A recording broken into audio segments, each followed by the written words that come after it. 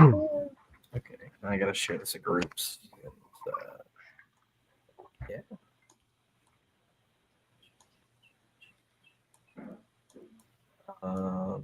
If you want to, say who you are and stuff, then do that. Why would we want to do that? I don't know. So it kills I want to keep the them guessing. Who are these people? What's Who are happening? these people?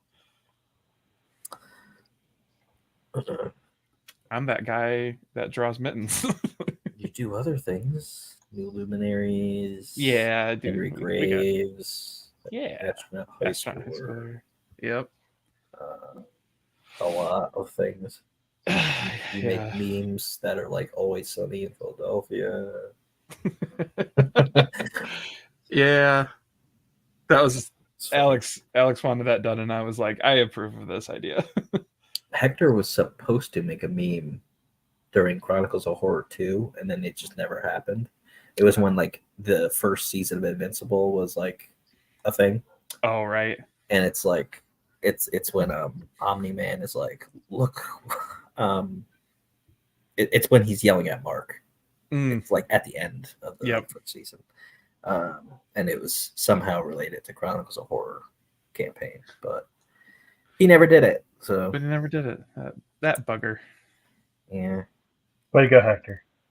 Yeah, way to Loser. go. Or he did, and I don't remember it, but way to go. Yeah, now whose fault is it? I don't know. But I really think that like he showed me like a sketch of it, and then he just never finished it because he was doing like other things. Like he was working for Maui at the time. All right. Now he has like a job, like a 9-to-5 thing. Like an adult job? What? Yeah, I know, right? That's crazy. That's so crazy. So we have J.R. Harris. That's me. He does things with art and stuff. I mean, I guess. And Adam Fields. Nope. It's Prowl and Ink and a lot of other things too. Too many. I could list. I don't ever know how to say the one thing. It's like Which that one? charity one. I was gonna say like Sub-Zero Mission. Oh, is it Sub-Zero? Oh, okay. So I was like thinking Mortal Kombat. I was like, no, that can't be it. Yeah, that's actually his favorite character, Sub-Zero. But yeah, Sub-Zero Mission. They're good dudes. Scales. Oh my god. Duh. Yeah, you do a lot. You do stuff for Dustin Brunel. I think you could say. Yeah. From we'll do Upper Deck cards, Marvel. Yeah.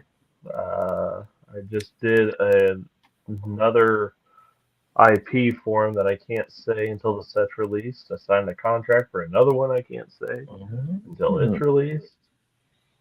Nice. It's ridiculous. Stupid drawings. But right now I'm working on a farmer. I need a concept for him, so that's who I'm doing here. After reading the script, it says he has a beard, so I'm like, hey, we don't have a lot of people with beards and ink, so let's do it. Oh wow, yeah. Okay. I don't know. I just write things, and I'm like, yeah, he looks like this. But then I was like, oh, I want the farmer to also look like the character from Pet Cemetery. Well, and what else? He's looking like this guy right now. That's fine. So, Can we kind of give give him some gruff? Yeah. There you go. That was good. Smack. Oh, nice. That's looking good. Yeah, I'm going to try to ink it. I'm going to do like a 3/4, a profile, a straight on, and then I'm going to do a whole body right here. It's kind of how I do my concept art if I have to do it, which I'm a big advocate for doing concept art. that being said, I haven't done hardly any for ink. I've been kind of winging it and hate myself every second. Probably should have had you do that before. I feel every ounce of that. I'm just like, yeah, I'm gonna do concept art for every character. I do for like 3 of them, and I'm like, I'll figure it out. Yeah, I hate how much I do that. Josh did Mittens. He made Commissioner Quacker's Slugger. Cosmo. Yeah, I did. Yes, I did a few of them. And I think he did Alice too. I did do Alice. Yeah. Yep. But see, that's the problem. Not so much. Well, that's the problem though. Is I'll only do I won't do like a turnaround shot. Like I will only do one angle, one drawing, and then be like, I'll figure it out. And it's like I should really actually show all angles, so that way I'm not guessing when I'm working on the page. Dude, I made myself a template for turnarounds. I had to. It's a good idea. I'll share it. Message me. I'll send you what I've got. I mean, it's just basically a ragdoll T-pose type thing. Sure, but then you can build what you need. Yeah. No, I would love that because I think you did a full turnaround thing for Mr. Chronicle for Chronicles of Horror. I did, and the only reason we did that is because we had the idea of doing like an action figure or a figurine for it. And then that person ghosted me. But then I asked Carissa, like, do you know a figurine person? Because you do merch for every single thing you could think of. So, and then she's like, yeah, here. And then she sent me a link like immediately. It's like, oh, okay. Oh, okay. And she's like, has he like answered you? I was like, I didn't even message him yet. It's not like I had the money to do it yet. I was just wondering about it. Because I feel bad that I couldn't give that figurine to people. Yeah. Yeah. And it was like 3 people that actually backed it. That tier. And that's not great. Yeah. I mean, like for those 3 people have backed other campaigns of ours. Oh man. And I was like, oh cool. I guess you don't care that much about that. But yeah, I'm gonna send it to them when I actually have it made, so because they did pay for it, even though it was you kind of want to help them out, and supply what they paid for. Yeah, it was supposed to be in like really cool packaging and everything, and now I have to like figure that out. Screw them. No. Seems like a good idea. I like to run a shady business. That's my favorite. Damn. I'm just kidding. By the way, I'm going to be launching a Kickstarter later this month. So everybody. If you guys like to be swindled, check it out. Just kidding. Don't swindle people. No, it's a shitty thing to do. But we can joke about it. Heck yeah, that's because we're not swindlers. Exactly. So anyway, back ink. Oh, yeah. So anyway. Yeah, there's a campaign going on right now, isn't there? There might 6 days left. Oh my god. Are you serious? 6 days? Oh, I thought I had like 2 weeks. Well, where'd the time go? It's fine. Like you're going really fast. So Josh is trying to get Mittens 3 done. That's what she said. Got him. Sorry. Josh is trying to get Mittens done before the campaign starts. So. Yeah, I'm getting there. I did the classic Josh thing of taking on too much work at once, and now I'm kicking myself for it. So samesies. We're launching the 3rd issue like at the end of July, I think. Yeah, I still want to shoot for that because I mean, we've done July every year now, so this will be 3rd year in a row. Yeah, and then next year is a bunch of trades, which is crazy. That'll be nice because that's a lot less work to do. Oh well, Adam's still gonna have to do like issue 1 of Ink again. Oh shit! Because all right, take the words out of my mouth then, Jesus. Yeah, but like I added some extra stuff in the script because the Lucas character in issue 2 was not in issue 1, because issue 1 was like super fast. It was like 9 pages or whatever. So it's a quick one. So I mean, I'm glad you're going back. Yeah, because some people are like, "Why remaster everything?" And I was like, "The story was so." I can. Yeah, because I can. Yeah, pretty much. Like Seer Chronicles, I was not like 100% happy with the newest version. If I could make the story even longer, I would. But like, because it's 40 something pages, but like, I don't know. Hector is gonna remaster that when he's done up to issue 6, we're gonna go back and he's gonna do 1 and 2. So it's his saga, and then that's like him closing out. That's cool comic. though. Yeah. Well, like he's really good at storytelling, like storyboards and everything. So yeah, he's got a good sense of visual storytelling for sure. Yeah, and I've been like sitting on colored versions of Seer Chronicles 3, and I'm very surprised I haven't shared it yet. I'm impressed. That takes a lot of restraint. Yeah, because like I think I sent them to you, maybe. You sure did. Yeah, so only you and Dylan, I think, have seen. Ooh, yeah, I'm fancy. Yeah. Okay, so that being said, I'm going to start sharing it tomorrow. Same with Mittens. Like there's like ink pages, and I'm like, wow. But I'm trying to promote ink. So. No, it's a good move. I'll have like a flood of Mittens, colored, finished Mittens pages in like a week. So yeah. Plus, I am promoting Mittens kind of at the same time. You're very cleverly doing so, and I appreciate it. Yeah. So I make the memes. I do like how many times you're just like ink Kickstarter and then Mittens Kickstarter just like behind it. It's pretty great because it's not wrong. Yeah, and then when the Mittens one's going on, I'll probably be like, "Hey, Seer Chronicles 3." Mm-hmm. Just keep throwing it at people. Hey, I mean, it's pretty awesome though that you're having a pretty consistent year. Yeah, I was like, I said to Dylan last year, I was like, we're definitely gonna try to do 4 campaigns. Like, I've never done that before, and I'm gonna try to ship them in like a reasonable amount of time. So Scales was actually one of the fastest. Well, it would have been even faster if like a thinker didn't run into issues. But, yeah.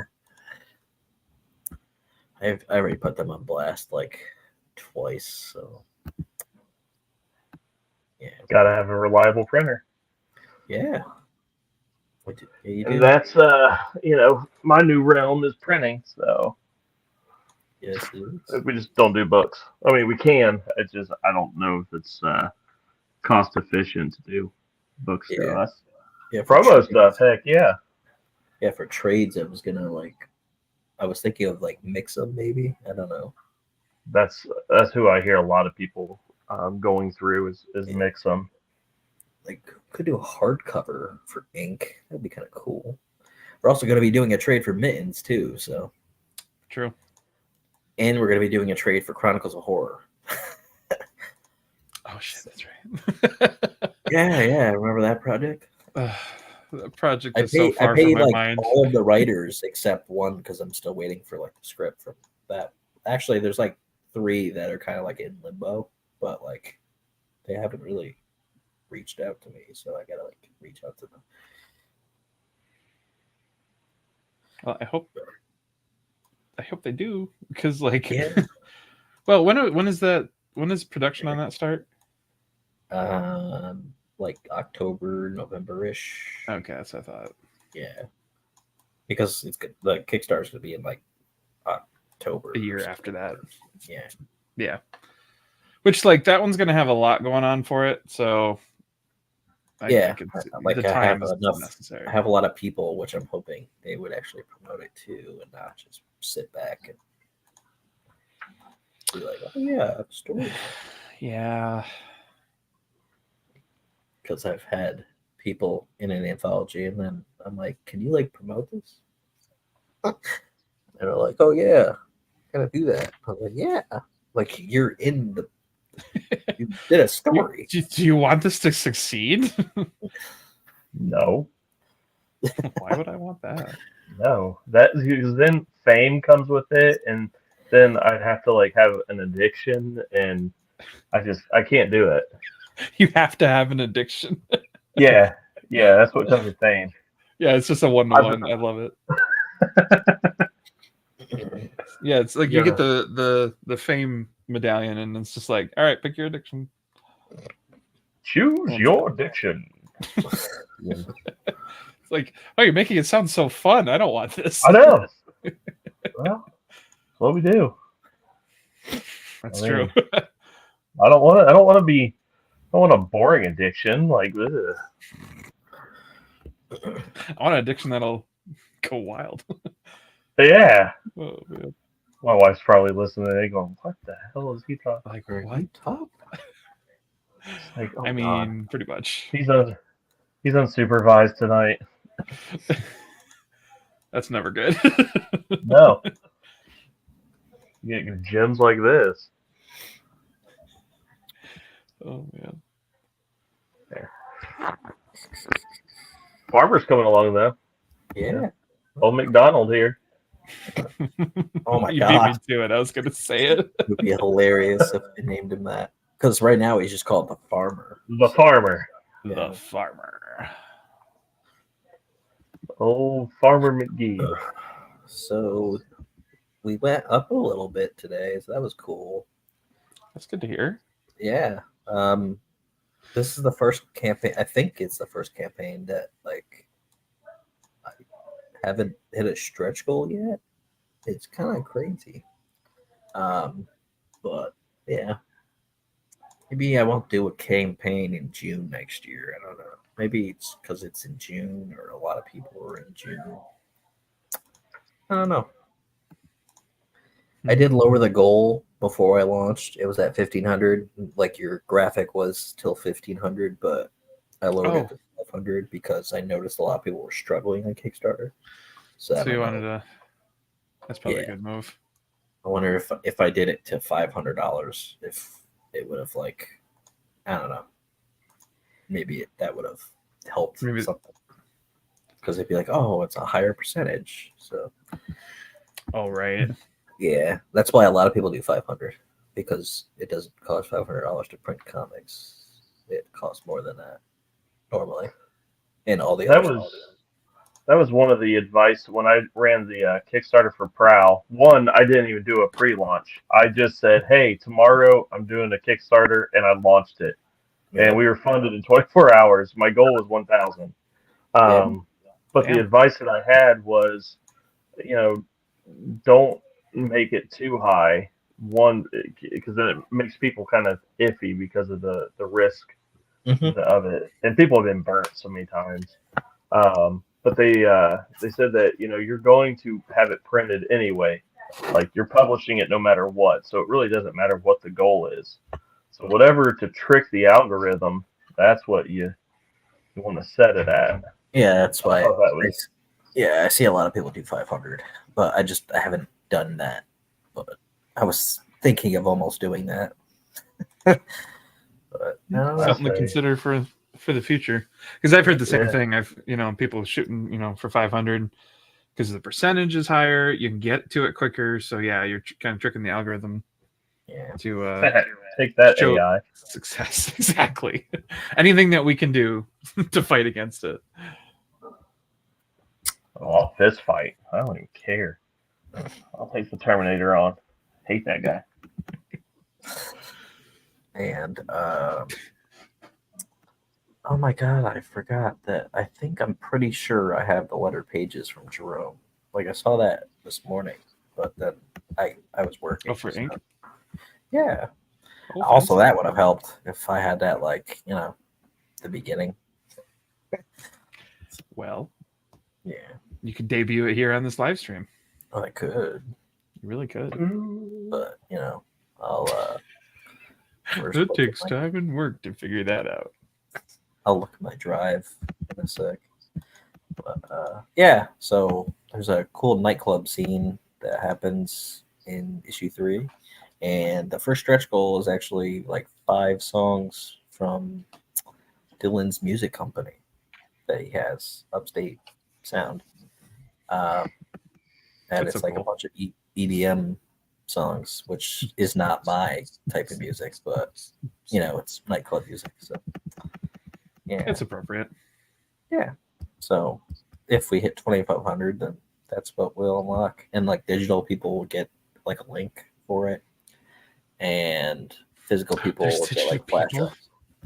Digital people, yeah. Crap, AI's taking over people now. I was gonna say, damn it. I'm too late. How do you fist fight digital people? I don't know. Google it. Tell it. Have AI tell you how to fight it. I was gonna say, ask AI how to fight AI. Chat GBT, and then they'd be like, "Oh no, you're learning." Skynet. It's really cool that somebody actually figured out why I named this. Well, they didn't figure it out, so I like said it. So Chris, that does Crit, that currently has a campaign going on too. Saloff, or however you say his last name. He was in a band at one point, and it's like the kind of music that I like. And he's like, "Oh, I love that the name of that tier is A Taste of Ink." And I was like, "Yeah, it's one of my favorite songs by the band The Used, and that's why it's called that." It's like, "Oh, I'm literally like hearing that song as I'm like reading that." It's like, that's perfect. So I'm glad that somebody actually mentioned that, because somebody appreciates your musical taste. Yeah, it's good. One person. What do you think of the farmer? Before I move on, do you like it? That's awesome. He looks like a Paul Bunyan kind of character. I love that. He's definitely gonna like. Greg, can you blow his image up? Yeah. I don't know if you can do that because I want to see it. Don't blow it up. I worked hard on this. Blow it up. Dynamite it. Ooh, yeah, I really dig that. Wow. Gotta get that detail. See that detail in there. Yeah, that's sharp, man. Yeah. And at some point, that'll be on a trading card. So that's amazing. That's gonna look really good on a trading card.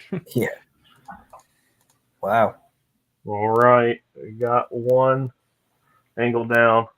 See, if I would have just done this from the beginning. And it doesn't take that much time, but for some reason we're like, it takes so long. It doesn't? I know.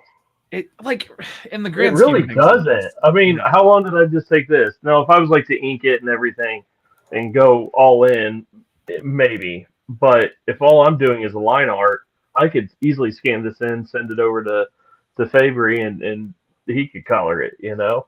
Oh, yeah, that's true. But because I'm just the line artist, which I'd rather just do because I hate coloring. That's why I hired my buddy Chad to do all my coloring on Prowl, because F that, I'm good. I don't blame you. I love coloring, but coloring is exhausting and a whole process, so I don't blame you. It really is. Yeah, we one of the reasons why Mittens is the way it is because it was like cheaper in a sense, and it's like just it looks cool, so that's why it's like bluish monochrome. I like that. That look is awesome. A lot of people do, because a lot of people mentioned that, and I was like, I really unintentionally became kind of like, it's like, I don't know, like a noticeable factor. Yeah, people are like, oh, people aren't making comics like this. It's like, yeah, we're just the best around. Well, and I remember the idea was like, oh, we could do it in black and white, and I just like thought about what that artwork would look in black and white. And I was like, you know, that's just not, it's not speaking to me. Yeah. And let's try a monochrome. Yeah, some people are like, oh, is it like a bluish like kind of tint because it's in space? It's like, sure, that's whatever sounds good to you is the answer. We put all the thought into it. Because we definitely thought that exactly. you see in our board meeting, that's exactly, we did trial studies. We really hit the market to see what vibe you guys felt when you looked at this, and that's studies showed. Studies in fact show that was. If people want to know the real gritty, nitty gritty. It's because it looked cool to us, and that's why we chose it. Exactly. The Next fact question that is like true to so much entertainment out there, it's amazing. It really is. People think that we have these deep, like, even in Prowl, they're like, oh, is the chain, like, there's chain accents on stuff. Is it, because, he feels bound and tied to this city and, like, he can't escape? I'm like, exactly. Meanwhile, I'm like, I needed a background element, and there's a chain in his costume design. Why not? I'm not that deep. Because it looks cool. Yeah. Well, why'd you pick that name? Because it sounded really cool, and I was able to pronounce it. Oh, that's a good That's reason. it. I don't get too deep in my stuff, man. Yeah, like a bunch of names for characters I have is like people that I know in life, or I can't think of a name, so I just use like a generator, and then I'm like, I'll find one. Like, I have one character in Prowl that something bad happens to, and it's because of a personal vendetta against this gentleman. And no one's going to know who it is except my family. And it's hilarious. So now everyone's going to read, they're going to read names and be like, okay, who is it?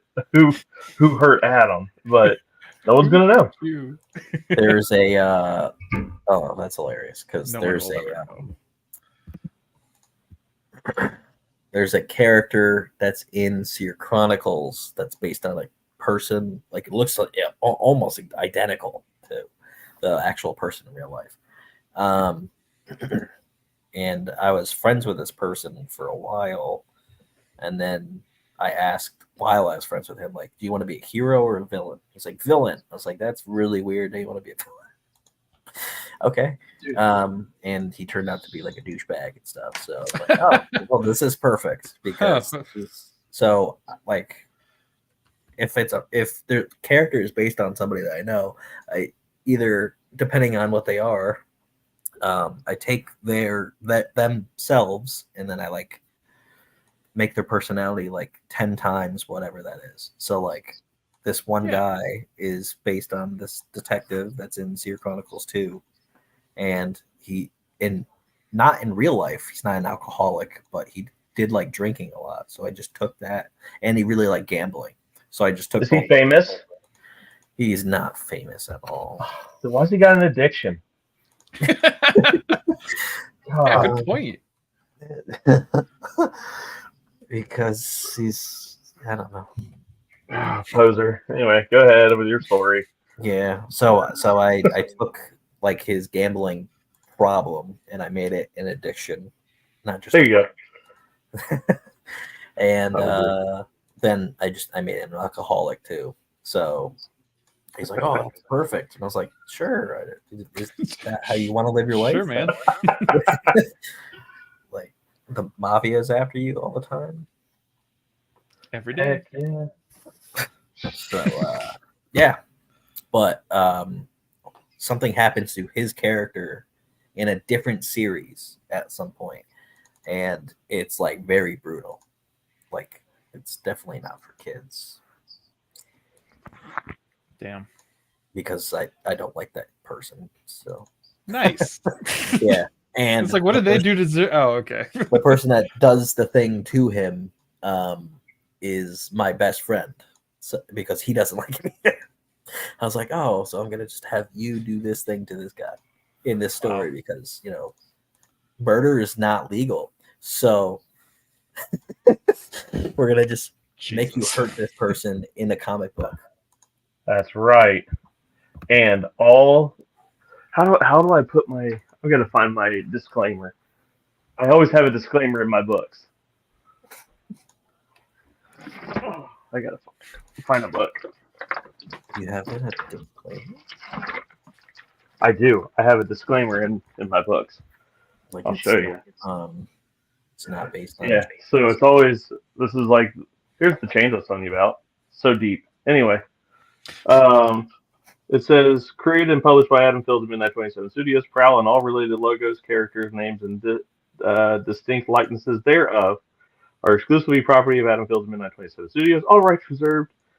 used under authorization. All characters, events, and institutions that depicted herein are fictional. Any similarities between any of the names, characters, persons, events, and or institutions in the publication to actual names, characters, and persons, whether living or dead, events, and or institutions is unintended and purely coincidental. Oh my God. Really saving your ass there on that one, huh? Dude, I used to work as a technical writer for a manufacturer, and I did that I was at this place for 9 years, but I was a technical writer for basically 5. And I had to work so closely with our paralegal and legal department as a whole on hazard labels, and because we manufactured chicken fryers for commercial, KFC, Wendy's, Chick-fil-A, McDonald's. So 16-year-old kids using these fryers, they're going to do something stupid. So we had to literally write instructions and hazard labels to prevent ourselves from being sued in the event that they do something stupid. Yep. So there was always litigations going on because someone in this country hurt themselves on our equipment doing something stupid, and I had to make sure that the labels protected us. So I cover my bases on everything. It's like ingrained.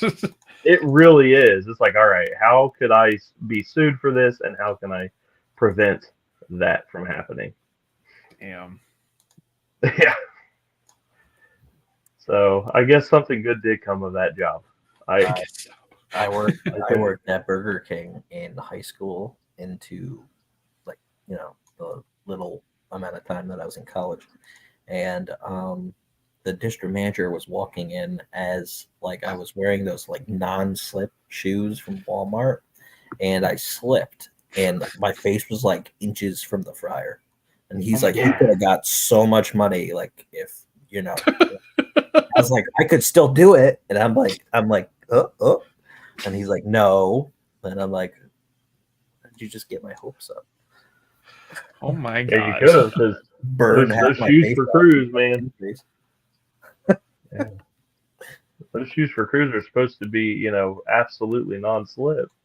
Yeah, so I could have probably sued, the shoe company and BK for, Couldn't sue the fryer company because I'm sure they had their butts covered. Hot oil, guarantee it. I think I'm still certified for another year and a half or so for the ANSI standards, the hazard labels. I had to go get certified on how to properly tell people not to be stupid. That's kind of incredible. It's interesting, to say the least. Sitting in the classroom, I remember it was full of nothing but engineers and stuff. Very dry personalities. And here's me, hey, I don't take anything serious. And I remember raising my hand going, so why don't we just take the labels off and let it sort itself? Because if they're going to, touch a hot oil, and my paralegal thought it was funny because she knew who I was. Maybe 2 other people did. And they were from John Deere, so. People from Weber Grill were very dry. They didn't get crap. Let's say they didn't really resonate with it. No, jerks. Well done. So I own a Blackstone now. I don't do Weber.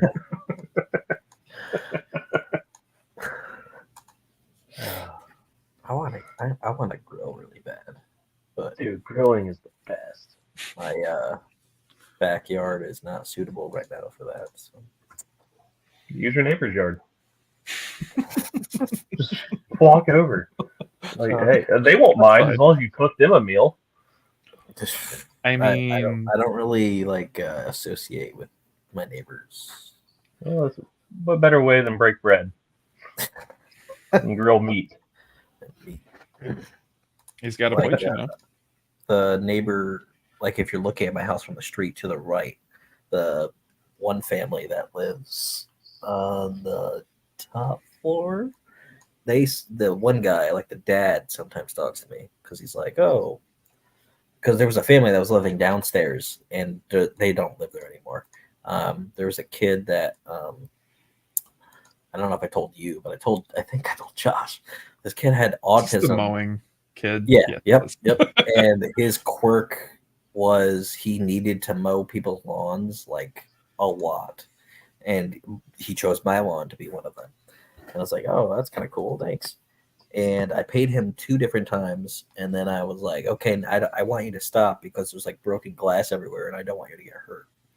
And then he just kept doing it, but then he kept asking for money, and I'm like, dude, like I don't have money to give you, and I don't want you to mow the lawn anymore because I didn't have a lawnmower for like just until like last week.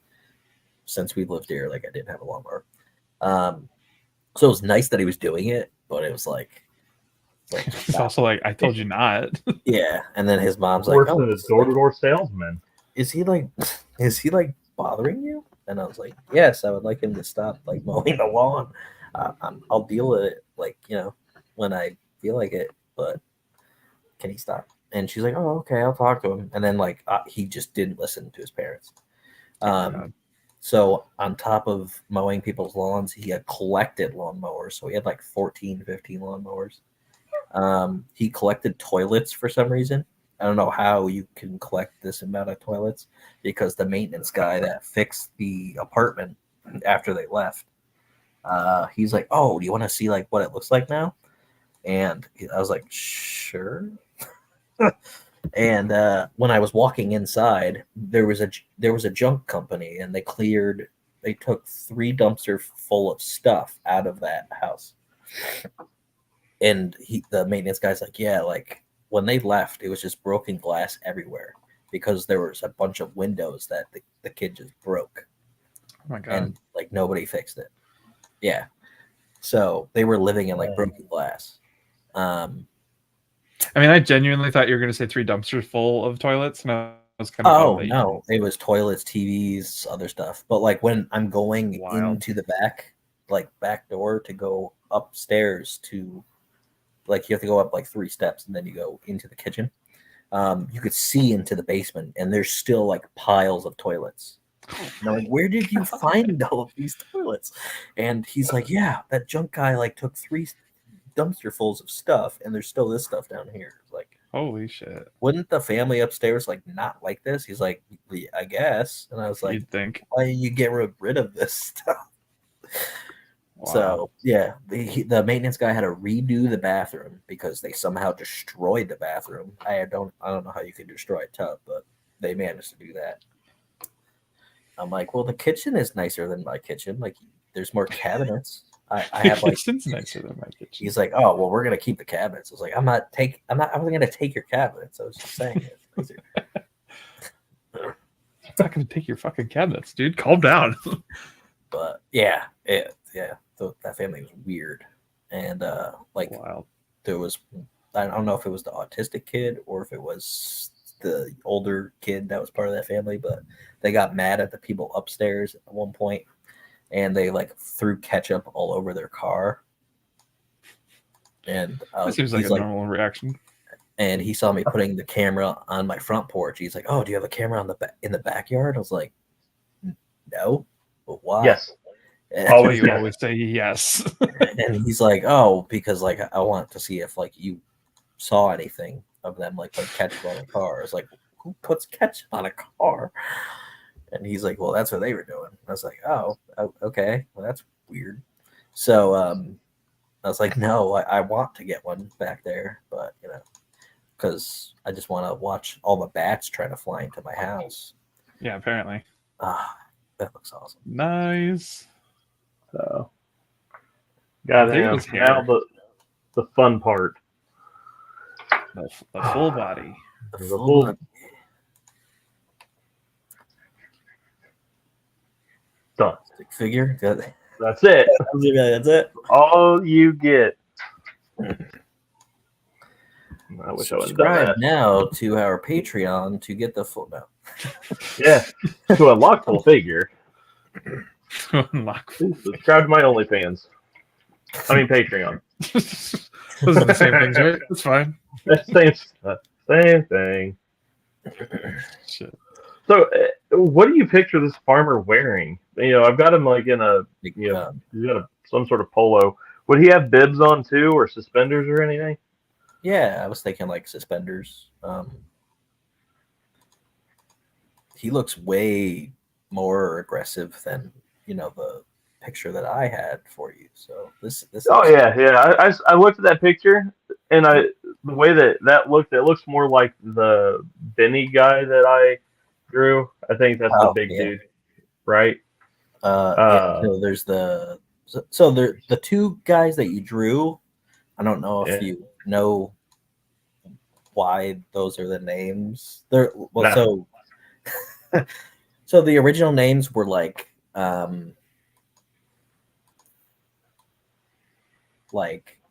Benny and I don't know. It was very close to Fred and George. Or no, not Fred and George. Wow, that's a different thing. It was very close to Lenny and Of Mice and Men. I can't think of the other character. I think it is George, right? Yeah, pretty sure. Yeah, because the Fred and George thing is in Mittens, and that's because I heard about it. But yeah, everybody's named George. Apparently, everybody's named Fred and George. Come on. But yeah, I did it like super close to the names of Mice and Men, and then Dylan's like, we have to look up to see if we can even do that because the characters act a lot alike, just like them. Like one of them is an idiot. So yeah, and he's like super strong, but he's also like not all there. So that's why they're in the comic because I like that book.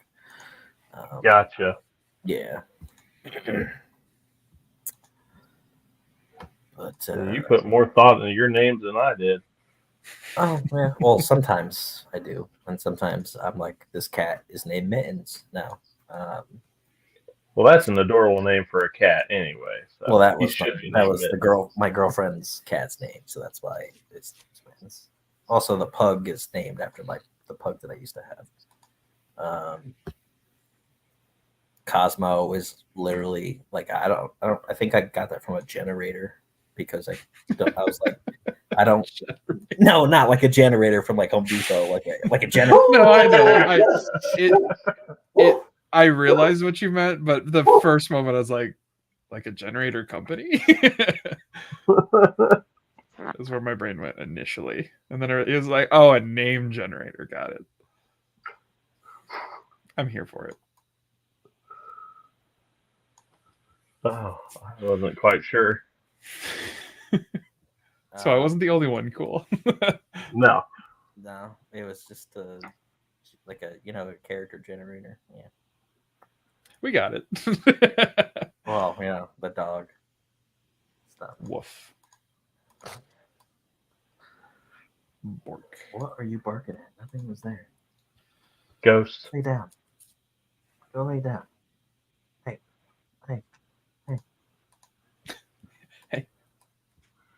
Nobody is there. Okay.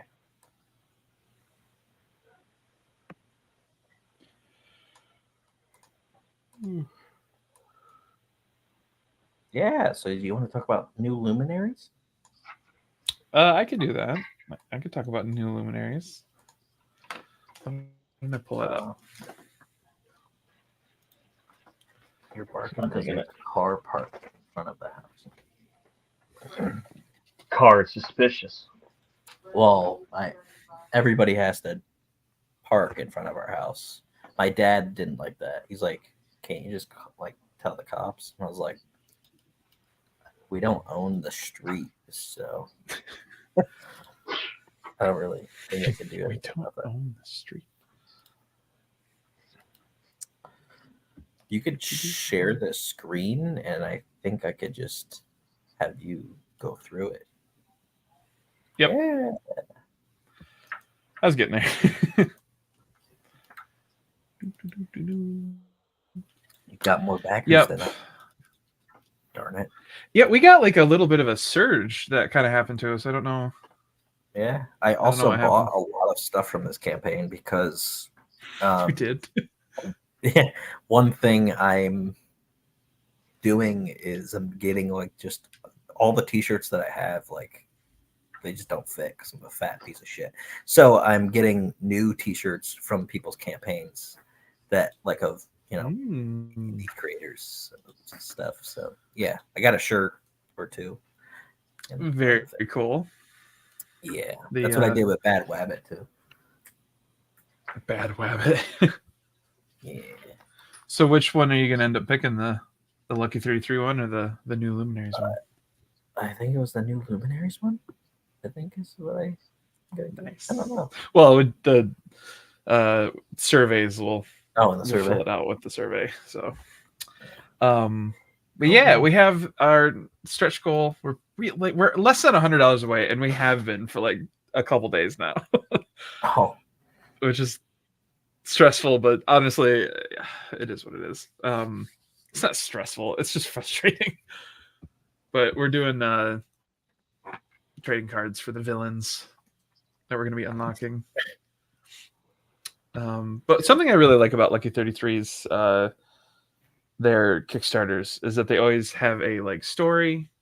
We use the artwork from the comic and then make like our own little story out of it. So the characters are describing to the viewer, to the reader, to whoever, like what the story's about. So that way it's not just like, hi, this is us. You know, I think it adds a little fun to it, a little silliness. But yeah, we got Fish did a Fish Lee did a really great variant cover. Absolutely love it. It's just so like 90s action figure, and I am like so here for it. That's cool. And then and then in the books we always do like in-world advertisements for like various things, and we always get other artists to draw them. And because the first issue had a double spread, and it was just like a whole bunch of like, there's like ice cream bars and like the Hulk gloves, but like not the Hulk gloves essentially.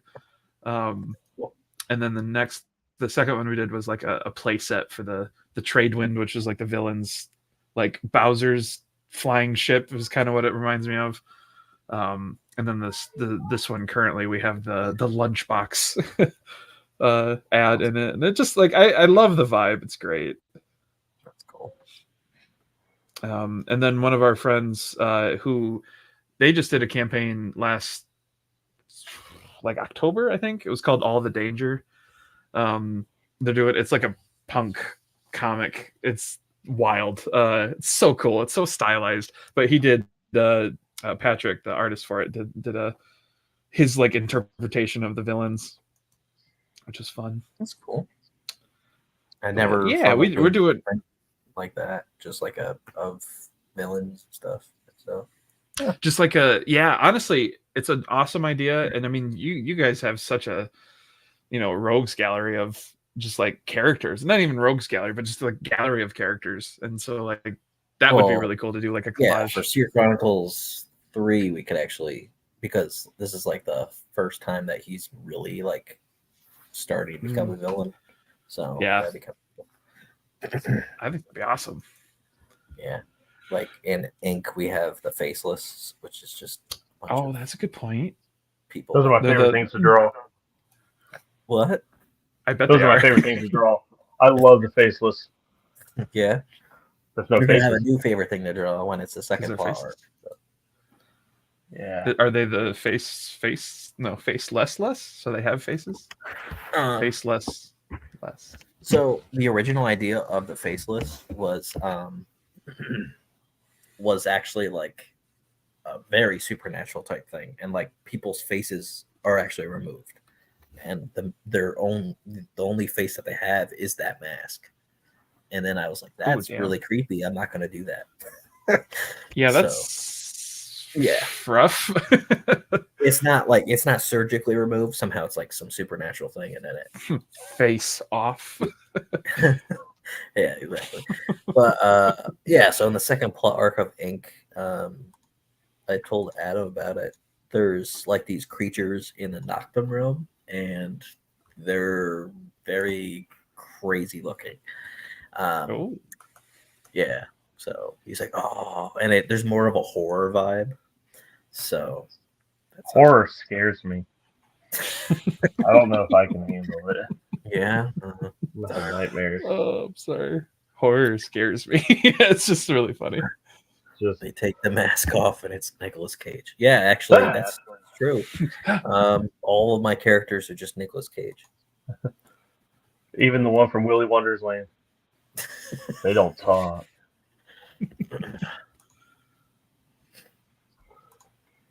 I've just really derailed this. I do apologize.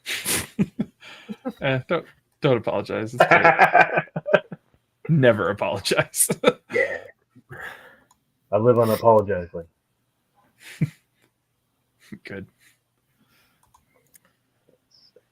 So yeah, you should do a really cool art print with villains. Yeah. Just from all the different stuff. I mean, honestly, having like some merch that is like bringing together all of your different stories and whatnot. Yeah. Like that's what we're doing. We're working on a Lucky 33 poster right now. That's like a bunch of characters from all the different comics, just like all interacting. It's cool. On the old website of ours, Dylan made like a mock-up poster of like all of the characters that we have on a poster, but it's not like a bunch of those characters don't exist yet. Like people don't know about them. So I was like, oh, that's kind of weird. And I told him when we have our new website, which we now do, some of the merch that I want on there is just like shirts of characters and stuff, and not just our logo. So yeah, like the first thing that's going to be like that is the faceless shirt that we're offering on the Kickstarter.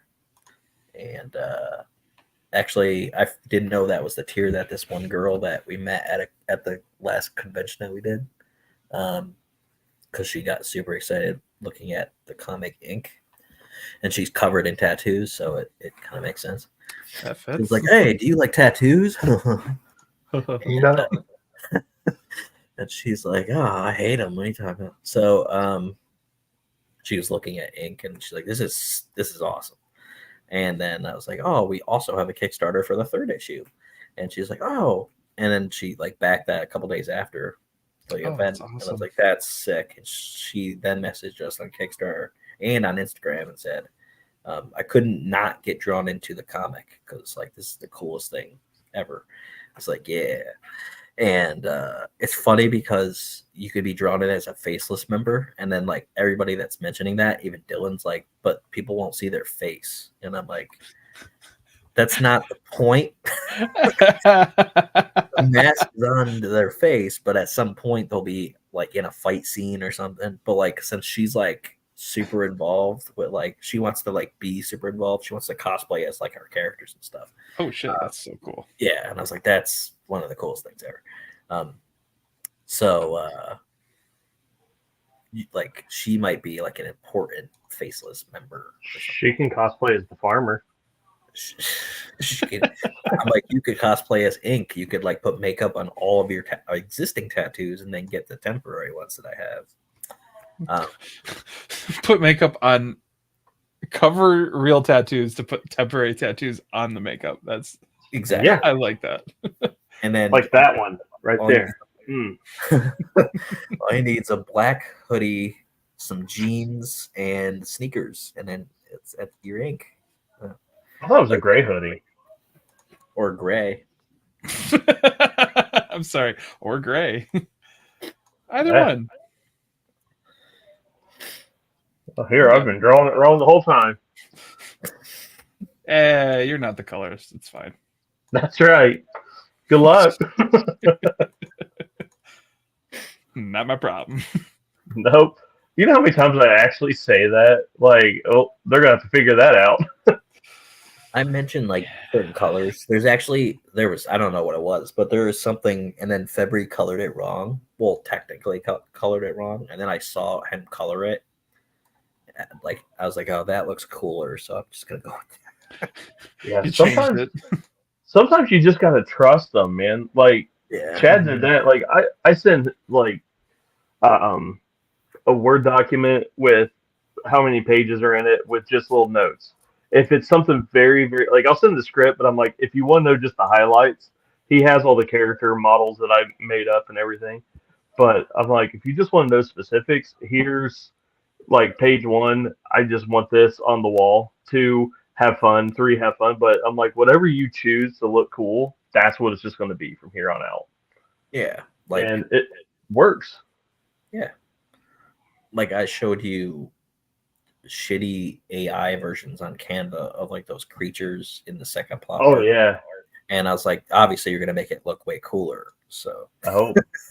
Yeah, but I'm gonna use AI. Oh, you're gonna just gonna. I'm just gonna use AI. But yeah, so I was like, I can't draw, so here we go. Just type this in, evil gremlin kind of thing. Because I am not a concept artist by any stretch of the imagination. Like I can't just sit there and come up with it. But if you like tell me, like, hey, this is kind of the idea that I have, I can kind of run with it. Yeah. But as for coming up with it on my own, everyone's going to be in a hoodie. Everyone's going to be in jeans. That's the way it is. I feel that. I think I have a gene problem for sure.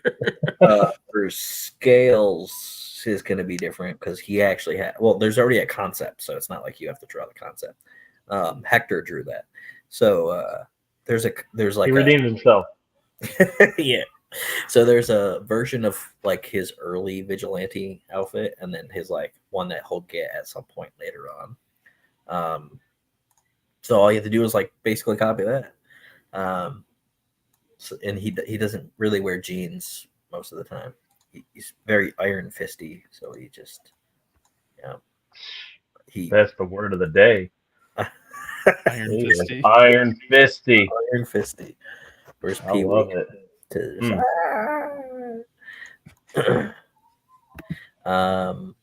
Yeah, so he like in the second issue he wears like a robe, like for most of the like a monk kind of outfit. Hugh Hefner? Yeah, he just goes around.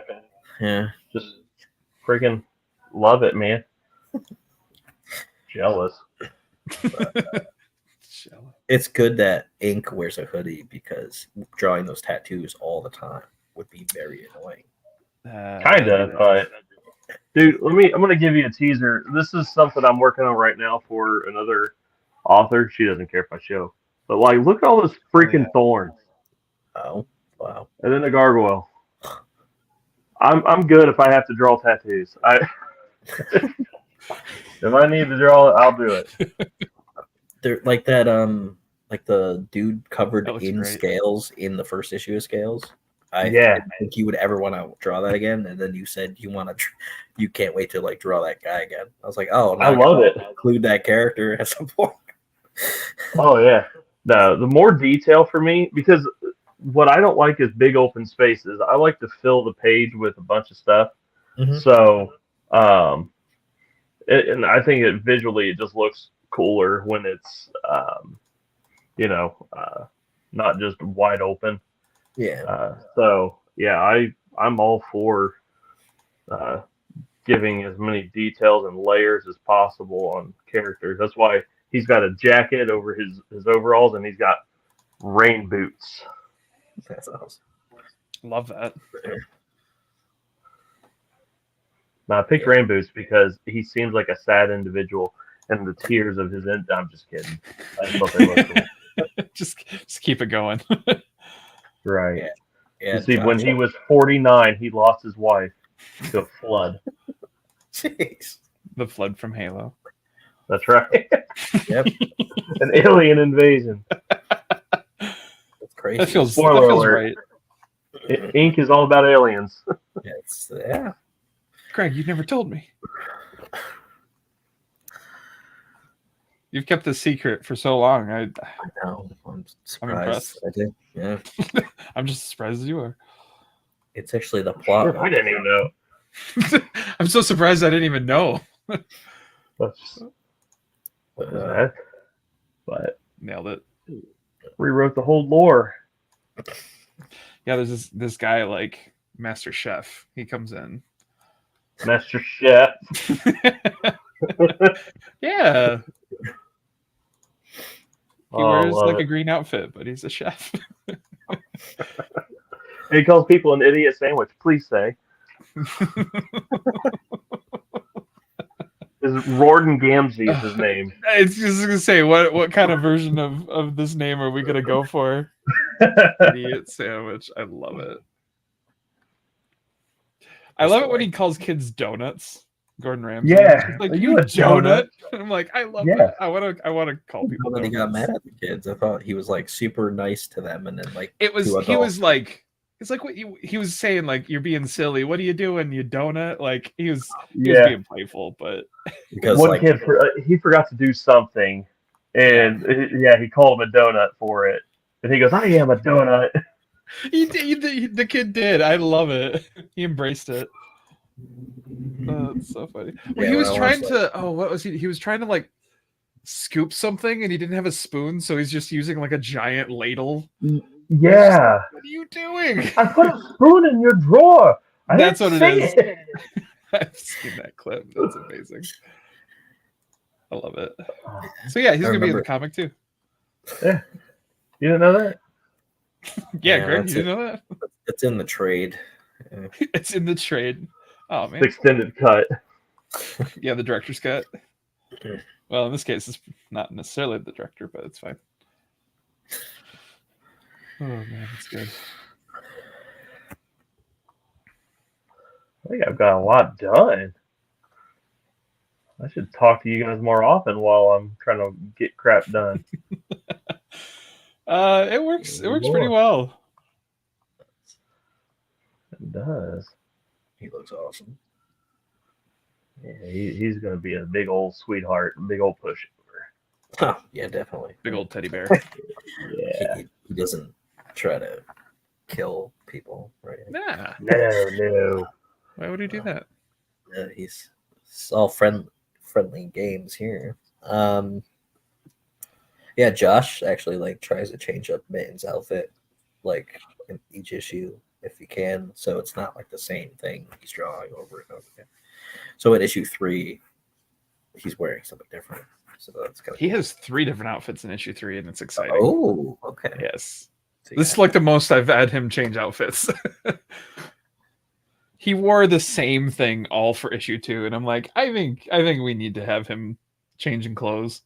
Like, and for like actual reasons, and not just because, like, you know, he's in his ship, and then he goes and like talks to Alice, and so he wants to, like, you know, he's dressing up for his like city clothes, and then they steal the guard outfit, so that's like another outfit. So wait, he talks to Alice. Alice, spoiler. Spoilers. Yeah, sorry, I spoiled it for you. There's a really cool scene. Well, there's a lot of cool scenes, but there's a really cool scene in issue 3 of it. That's like, I can't wait. I don't even know which one you're talking about. Oh, I think I know what you're talking about. I told Dylan, he's like, what? And I was like, yeah, because you really like that certain anime. And he's like, oh. I'm like, it's not going to be like that because you can't. There's no tentacles, is there? I can't say. I cannot say. It's it's turning into that. Oh no. There's actually a really cool scene in Ink 3 near the end, and it involves the farmer and Ink, obviously. And tentacles.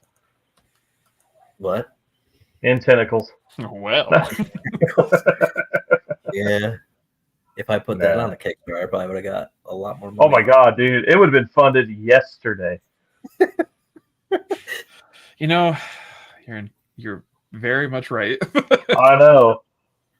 It's like so I did I do live streams with well, I haven't done one in a while, but I did it at Indiana Comic Con. I went to Comics Elite and set up and did one of their live streams. And one of the first questions when you're taking commissions from the general public is, do you draw nudes? And I'm like, damn, right off the bat, like we just went live. Does he do nudes? Good God. Y'all horny right off the bat. I'm like, man, I just all day. I just sat down. But yeah, you offer that, dude. You wouldn't have to stress. I told Dylan, like, we could make so much money. It's just the fact of like I don't write like that, so it's same. I don't. That's actually my one rule. I don't do.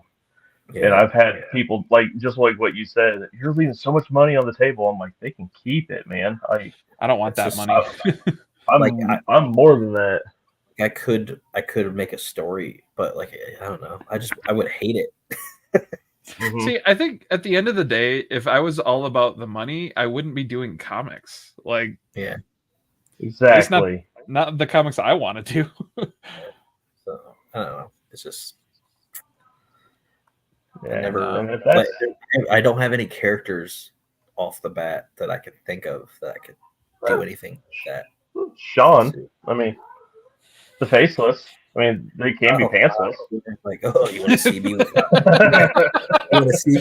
my mask? The faceless, the topless, the pantsless. I mean, it can get wild in here. A maskless version, and it's just that's right. The faceless after dark. They're all just really attractive bodybuilders. Happens, man. He's gonna have hairy arms. I mean, you have to. Like, I would actually be really disappointed if he didn't. Yeah, I feel like when he rips his shirt off halfway through, he's gonna be jacked with a beer gut. With a beer gut, yeah. Jacked with a beer gut that's a thing. I think they call that the dad bod now. Dylan actually said that the farmer should be like our kingpin kind of character. I was like, oh, that'd be kind of cool. Because, most of my characters I just kill instantly. And he's like, why do you do that? And then, like, I don't know. Turtles did it and they brought it back. Yeah. Yeah, that's fair.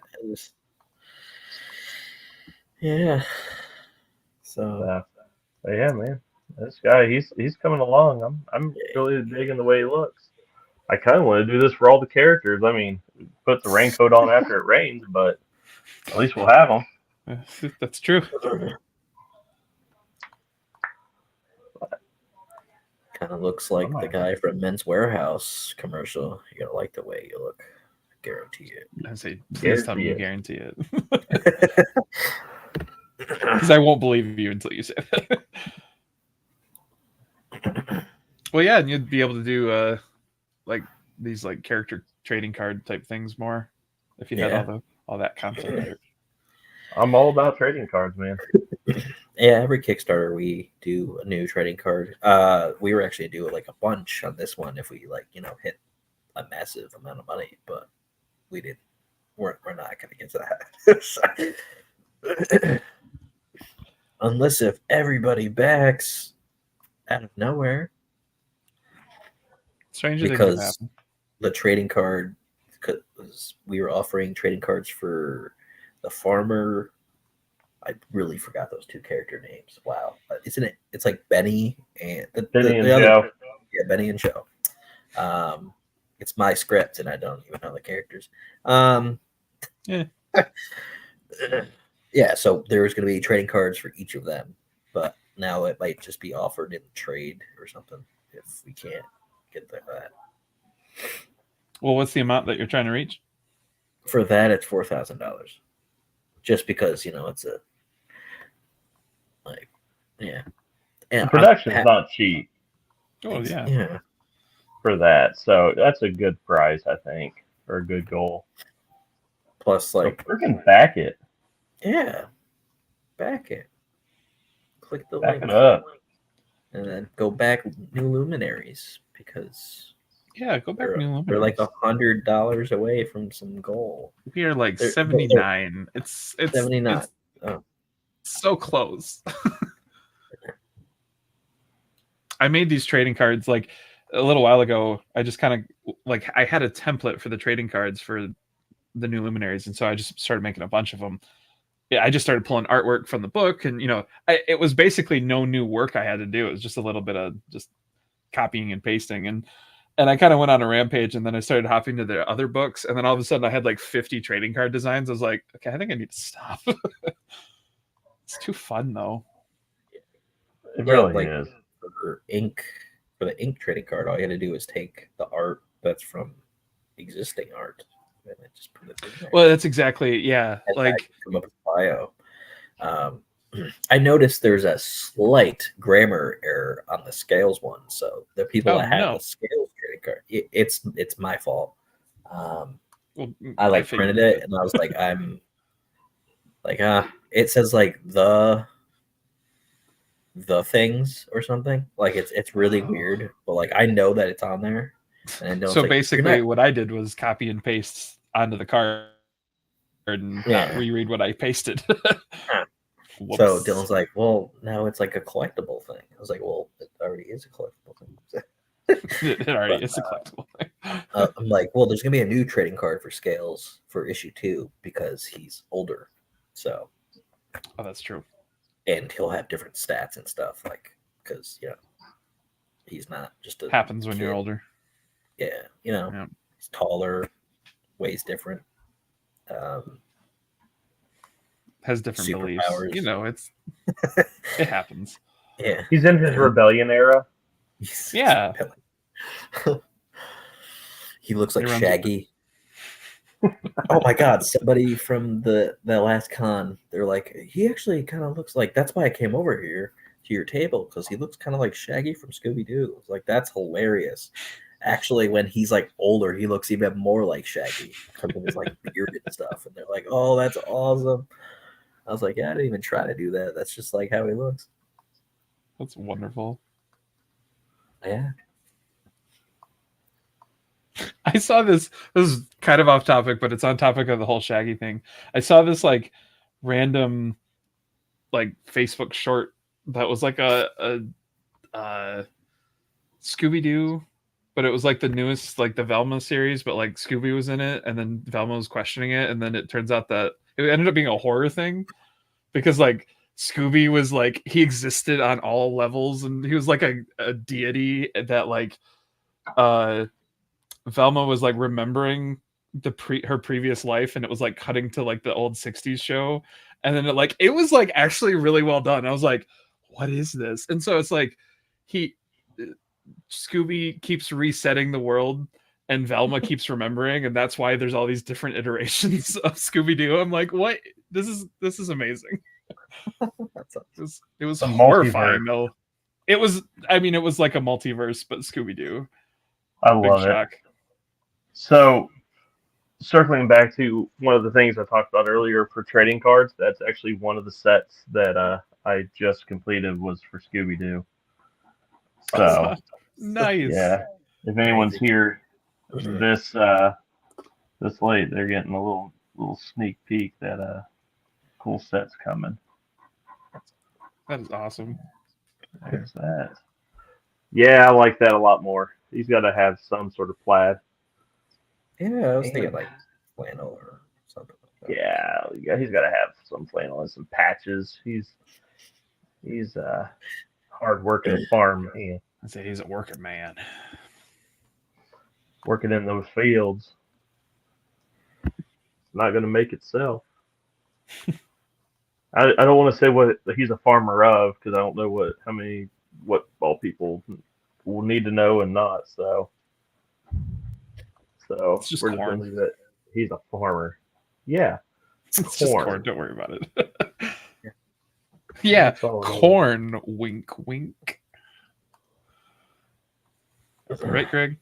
Yeah, exactly. He's got my back on this. The plant is actually a merge of wheat and like this like mulberry plant that I used to eat all the time. And get high from it. Yeah. All the time. All the time. All day. Every day. Every day. Smoke weed every day. Every day. It's just gonna be stuck on that.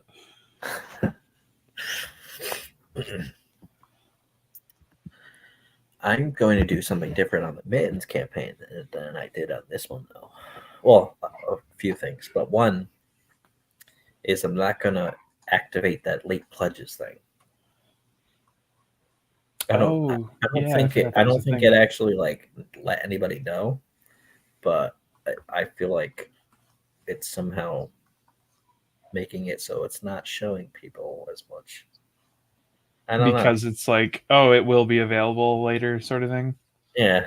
So I'm like, hey, I'm not going to. So is that late pledges thing like? Does that have like a time limit you can set, or like what is that about? You could like end it when you want to end it. Okay. You do that to each reward. Like you could only do a couple rewards if you want. That's when you're setting it up. And I was like, oh, I'll just let them all be available if like people find it and they're like, oh, I want this now. I was like, okay. But yeah, I'm not like really promoting it except for right now. that is the thing. But let me go run off and grab my reward that I already got. But yeah, I'm not doing mittens because I want to see if maybe that helps. That kind of compare the. Yeah. Yeah, I get you.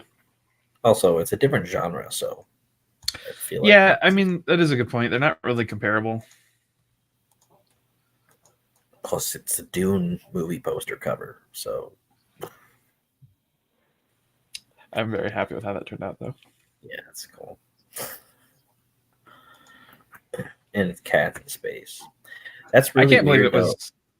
What's that? What? Oh, it was just weird that like we had the exact number of characters to perfectly mimic the Dune poster. Yeah, that's weird. Insane. That's awesome. Yeah, at every convention. Well, we've only been to like 4 so far, but at every convention, there's a different comic that sells better. It's weird. Do you notice like different demographics or? At the last one, there was a lot of people with tattoos. That's like the only thing. I don't know, but like they like ink a lot, and then they like horror. At that last one, which is like just a toy store / comic book store that was doing a block party. And then at Saratoga Comic Con, people like mittens because there's just a bunch of people dressed up like cats and furries and other things. And I was like, hey, you like cats? And yeah, it's the easiest elevator pitch in the world. All I have to do is say you like cats, and you're like, yes. Well, how about cats in space?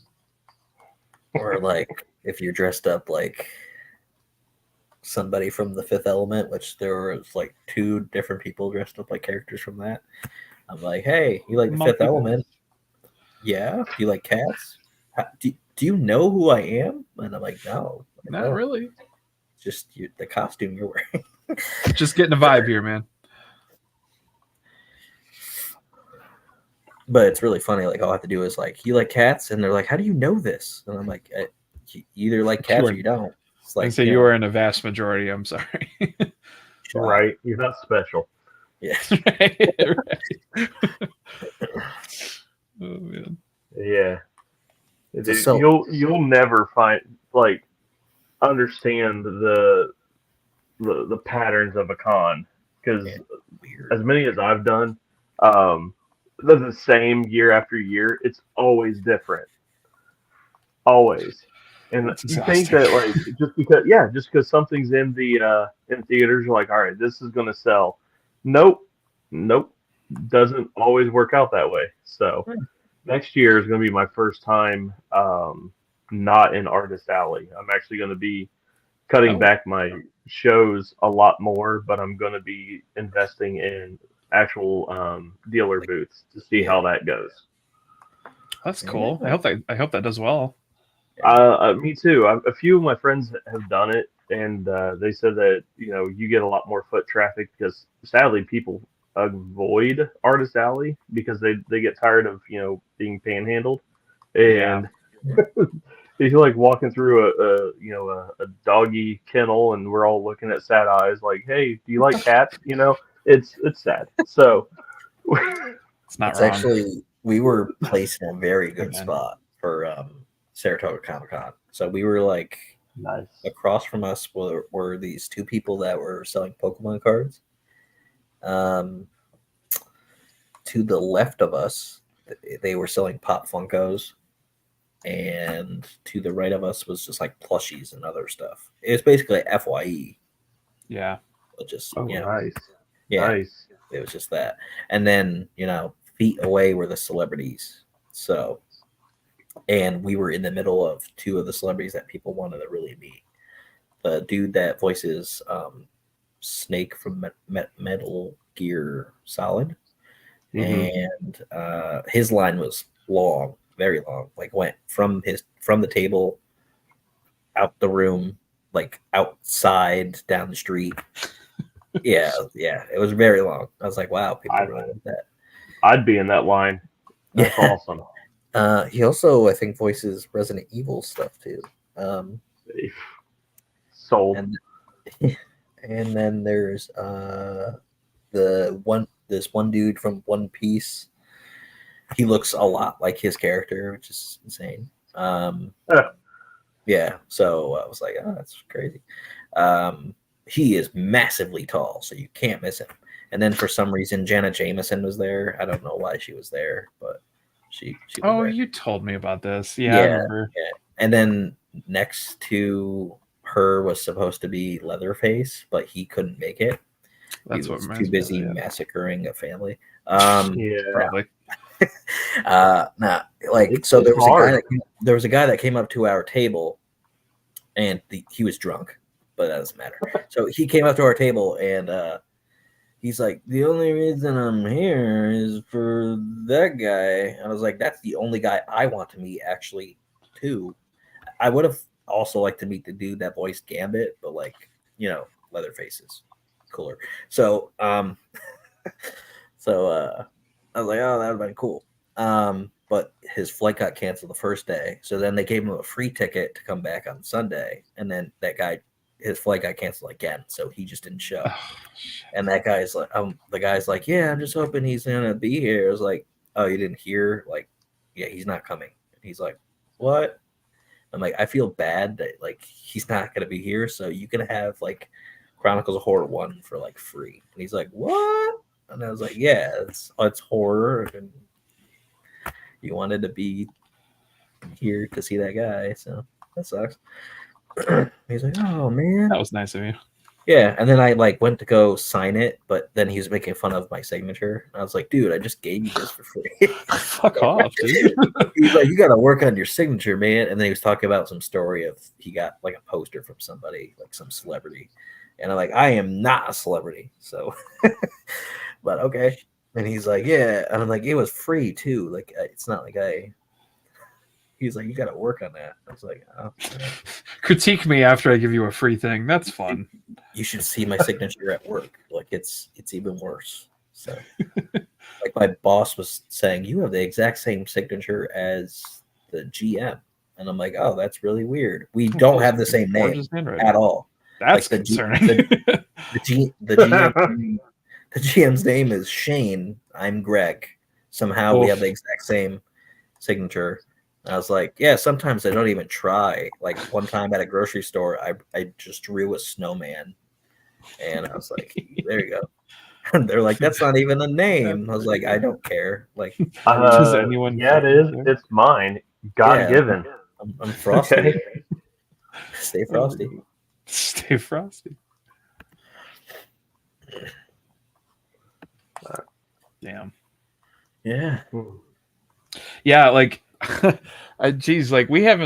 plushies at our table for the past couple of years now, and I think I've sold one in the past couple of years, and then at the last convention we sold 6 of them. I was like, sure, I guess today is just the plushie day. Oh, it's wild. Like so unpredictable. At Forever Con, our second con last year,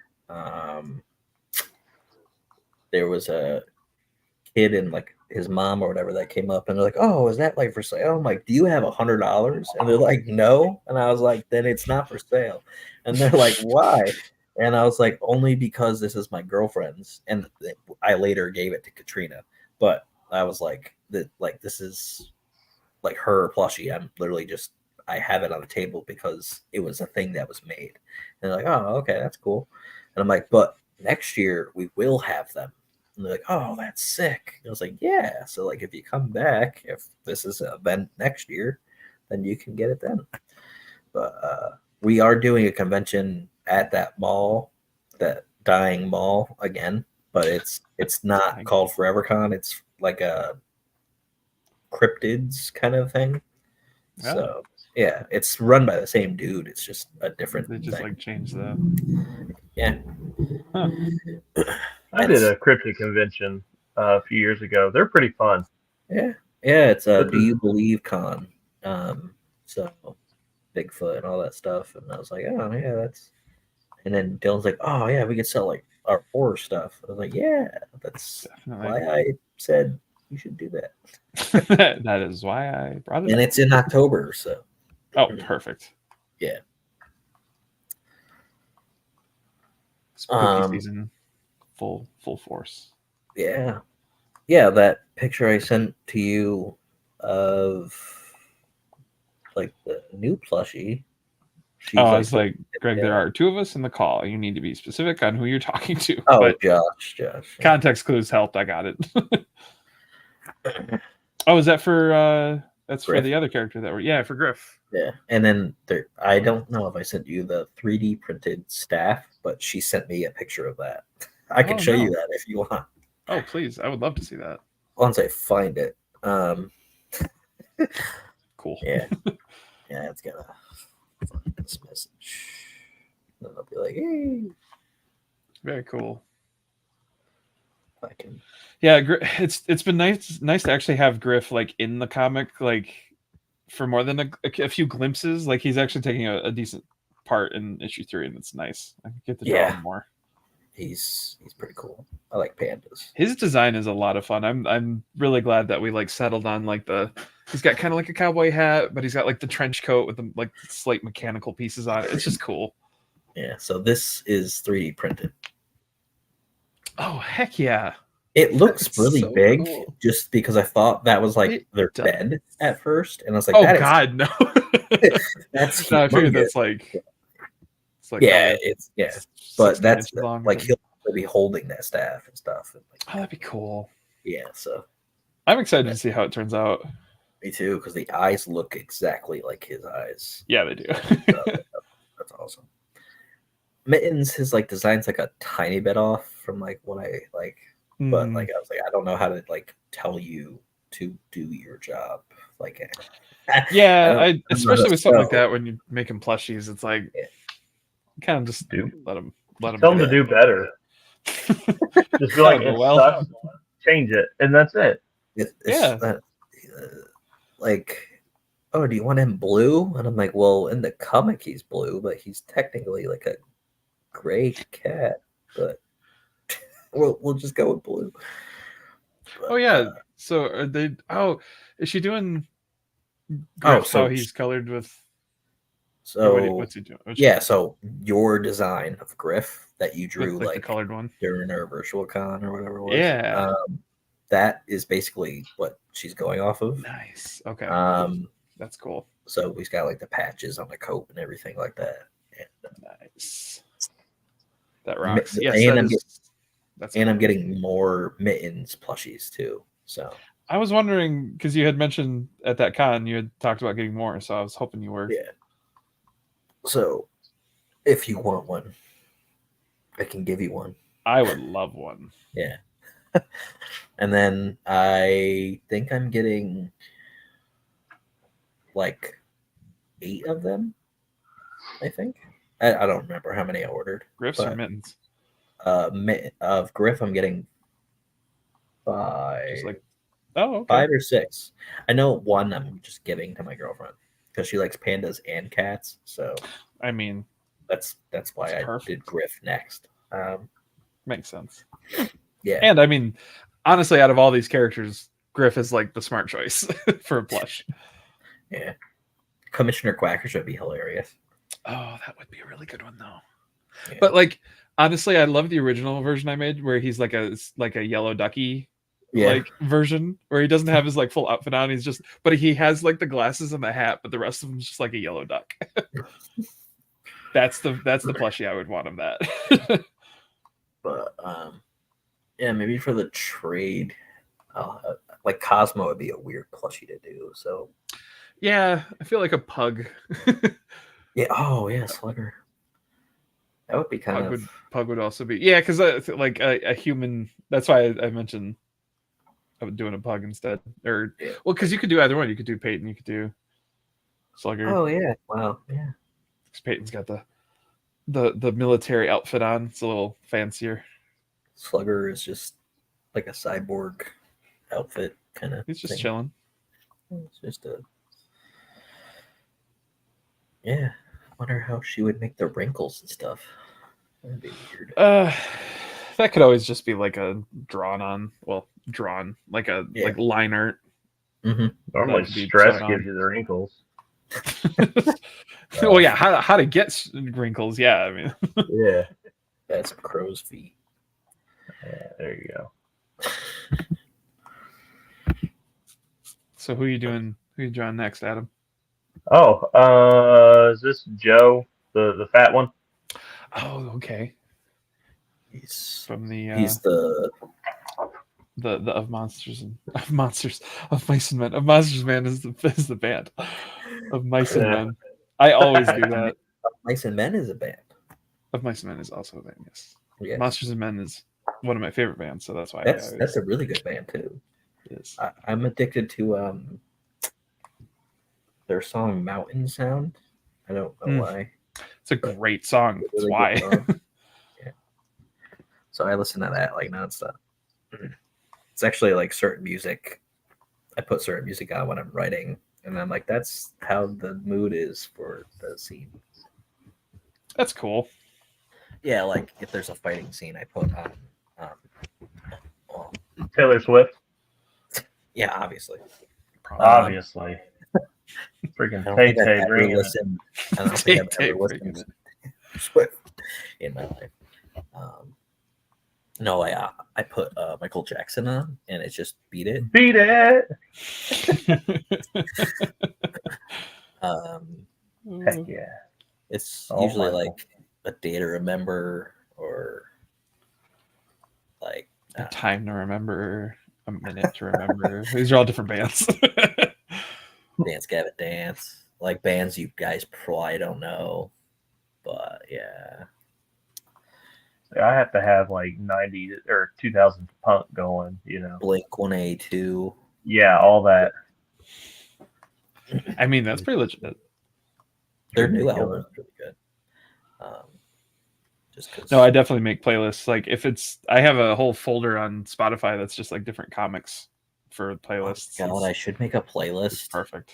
And put it on our website. Be like, this is the playlist, like a fighting playlist, and it's just like. It's just Michael Jackson Beat It 30 times.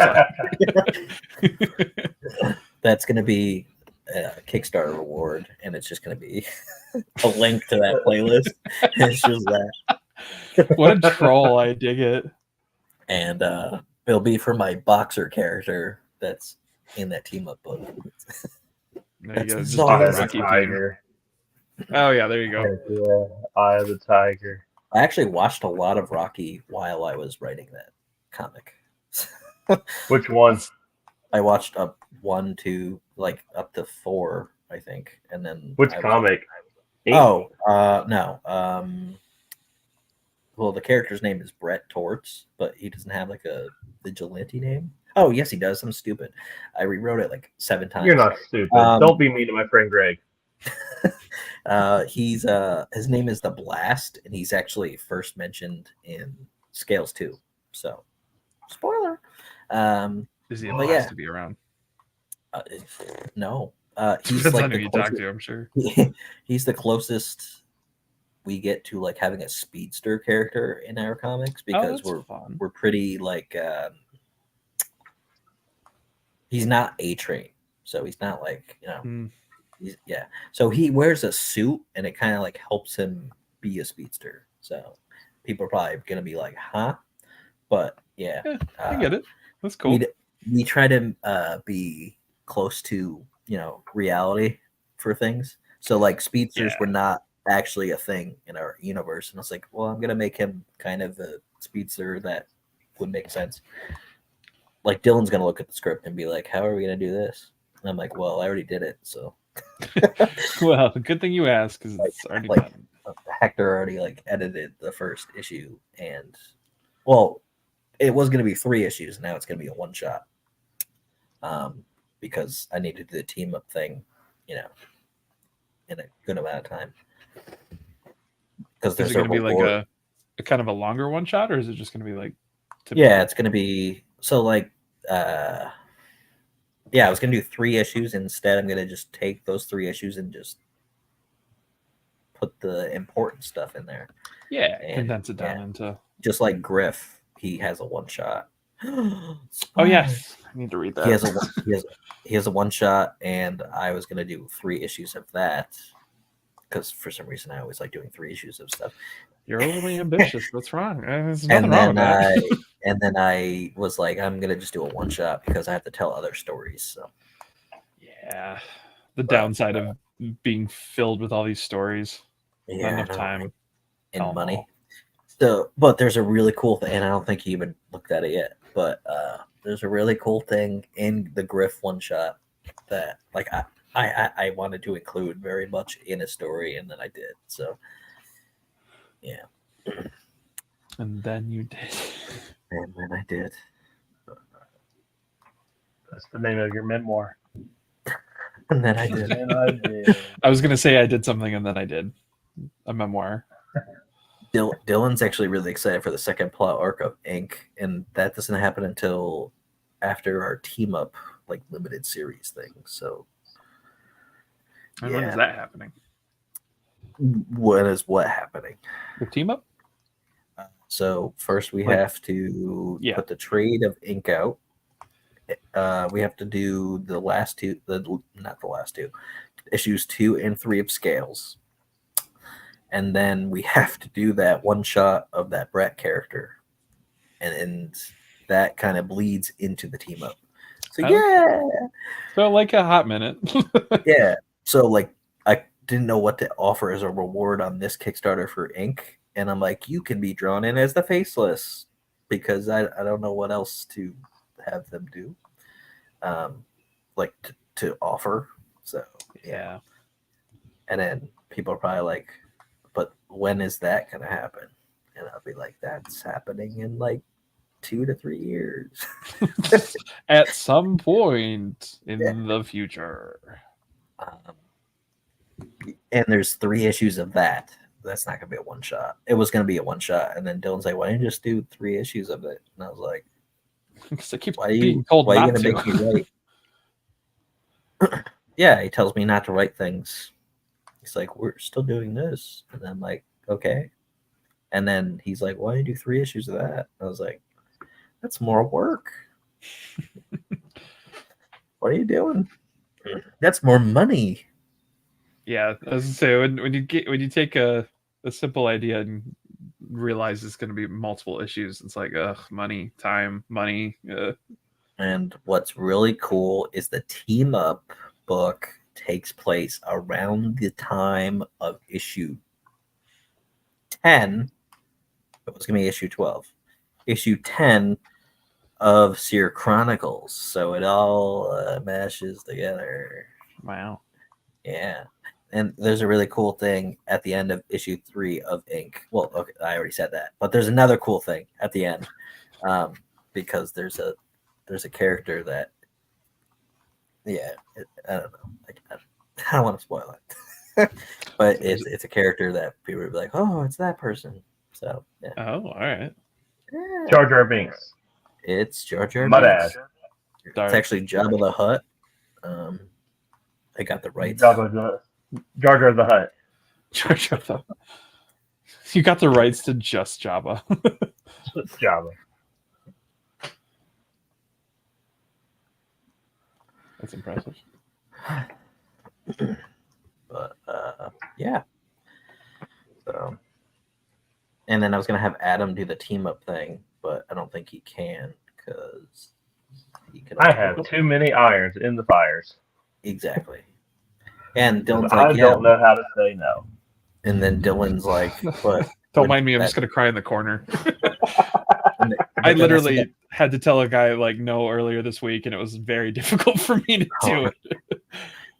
But then I told Dylan, like, yeah, Adam is like busy. He's got a job and other things. And then he's like, yeah, but wouldn't that still count as like his other book with us? And I was like, well, technically, but I don't know.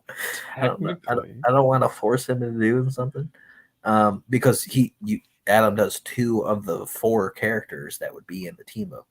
So it's like, it only makes sense. If you're doing half of the characters, you might as well do the rest. Yeah, plus like there wouldn't be any other in theory. There would be no ink going on at the moment, and there would be no scales going on at the moment. So technically, but like, I'm not forcing it to do something. If he can't. Kind of guilting me here. That's what I'm hearing. Just saying. Shit, change the subject. Yeah. So everyone, like, did you catch the Aurora Borealis a couple last month? I did. No. Completely like getting sidetracked. No. Like, if I can get through this one that I'm on, like, I mean, I'd have to see. But yeah, because I'm on a graphic novel right now that's 70 pages, and I'm only on page. Let's see. I can look right now. I got my iPad right next to me. 69. I wish. That'd be great. 31. Oof. That's what page? 31. Just over half. That's a ways to go. Not even. Not even. Yeah, like for Seer Chronicles, the second plot arc, we I'm not 90 pages. I'm not releasing. Just for issue 1. Sorry, I'm actually not releasing it in single issues. I'm going to release it as a graphic novel first. There you go. Because, like, it's our flagship title, and it's for some reason taking the longest to do. And it won't be Hector for that. It'll be like some other person, whoever I'll get at the time. So to be determined. Yeah, I don't know yet. But I want the same art on the whole thing, and then I can release it as single issues if I want to, because I can break it up. Because not being cocky, but I can actually transition things well if I try. So, ooh. So yeah, my transition game is on point. Yeah. That's on his Tinder profile. If he needed one. Ooh. Wow. It's on my OnlyFans. Fireworks show going outside right now. Good Lord. Yeah, I thought. Or domestic violence. Either way, it sounds wonderful. Sounds like freedom. Really. Oh, man. Sounds like freedom. How the hell do I draw this in profile? Very carefully. I guess. Oh, like the side? Yeah. Well, yeah. I don't know. My son used to have one of these hats. If I could. I think that's it. I am looking at zero reference right now. I am just free-balling this right here. Yeah, there's a guy I work with, and like he found out that I have like a comic book company, and then my boss is like, you should get him to draw a comic, but then he says he can't draw like sequential art. And well, I was like, that's a problem. I'm about to say that kind of draw a comic then. And he's like, oh yeah, I wouldn't want to draw a comic. And I was like, but he's like, I can draw like a character once, like as like he likes doing like concepts. And I was like, oh, I could totally like have you be like a concept artist or something. He's like, oh yeah, that'd be sick. because he can do that, and he actually can draw like very well. Now let me ask: have you seen the art? Yeah. Good. Okay, I just going off the guy's word is always really rough. I had to ask. Yeah, always. But I can draw, or worse, my nephew or niece can draw. Oh, my nephew. Yeah, exactly. Finger paints. But it's in crayon. Oh, now it's fireworks outside my house time. Great. They're migrating here, but it couldn't be on my headphones. But he would be freaking out. That's true. Like, we would know. But yeah. So he might do like concepts of like some character at some point. But that'd be cool. Yeah. Yeah, I have another series that will be starting work on at some point in the near future with fish. That'd be really cool. His art is just so cool. Yeah, I'm like you could do this character like justice. So. I was also thinking him to do like Seer Chronicles, like if he was able and wanting to do that. Oh yeah, to pick up from where Hector leaves off really fast. Well, so after Hector is done with his 6 issues, it's a whole like the next story. So the only thing like there's only a few characters that you'll see again from the first plot. So it's a nice break then. Yeah, so like my character would still be in the Sadie character and like the main character in Seer Chronicles. So he would only have to like redraw a few people from his version. So not too bad then. Yeah.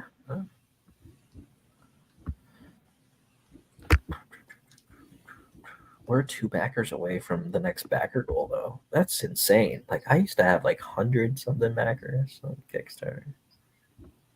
What is going on? I don't know. And Facebook doesn't like help at all anymore. Oh my god, it's so bad. Instagram's trash. Yeah, and I say that, and Dylan's like, "No, it's not. You gotta do this." And I'm like, "Listen, Mr. Marketer."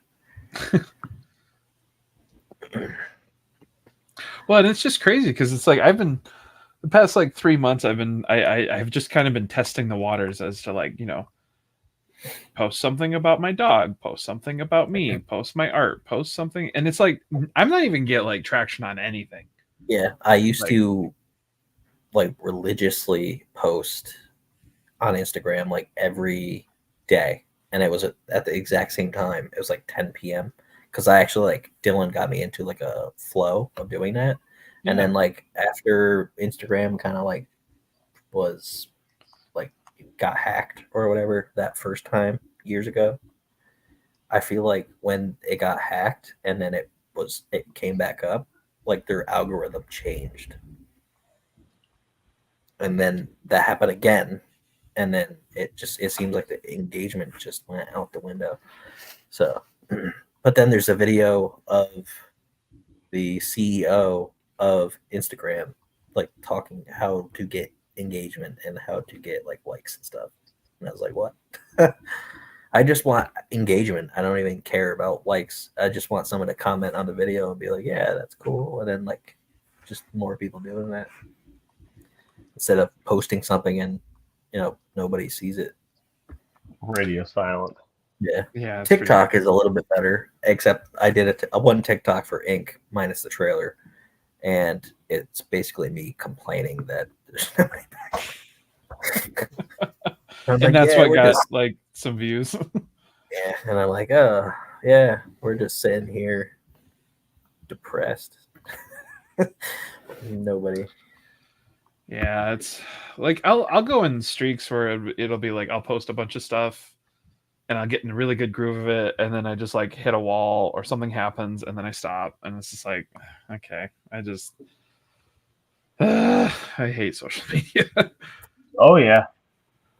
Like I posted that I got this new job and had over 200 some people react to it. Then I post something, hey, here's a Kickstarter, or here's here's the newest thing I've worked on for, and like it's my mom, my wife, and some dude from Albania. Like, oh, okay. Cool. Isn't that just so disheartening? Yeah. Actually, like the most reacted thing that I've had on Facebook ever is getting this house. That picture of us standing in front of our house, our shitty house, and then there's like 200 something people that cared about that. They're like, they all saw that, but then they're like, they're not seeing this. Like, so what I'm hearing is that we just need to get new jobs and new houses like every week. Every week. Yeah. And just suddenly sneak in. Yep. In this economy? In this economy? Yeah. And then every time you're like, oh, by the way, I'm also doing a comic. You can just declare bankruptcy and I declare bankruptcy. You can't just yell that. Well, I declared it. I declared it.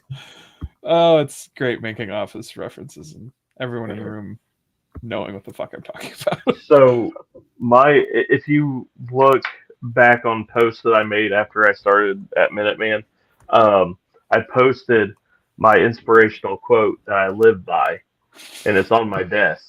My wife gave it to me, and it's the Michael Scott, like Wayne Gretzky. No, it's the. Let me find it. I wish I had it memorized. I really do, but I don't. Oh no! Is it the really long one? Are you on it? No, I'm imagining. If it's one that it's hard to remember, I can. Oh yeah. Sometimes I say something, and then I don't know where I'm going. Yeah, my philosophy. I know what you're talking about. Yeah.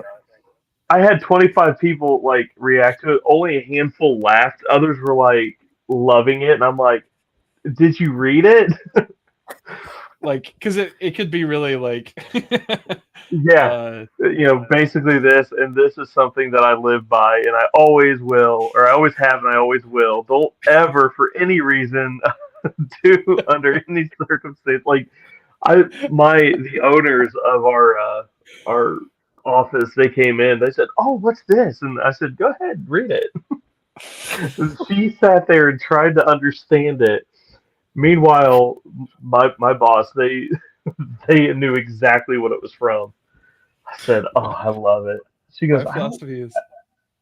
Oh, I'm sorry. Yep. Could she not like connect to it? Oh, she finally did after I explained what it was. She goes, "I thought it was going to be something super deep and meaningful." I love that. So I want this. I found the picture. Oh yeah.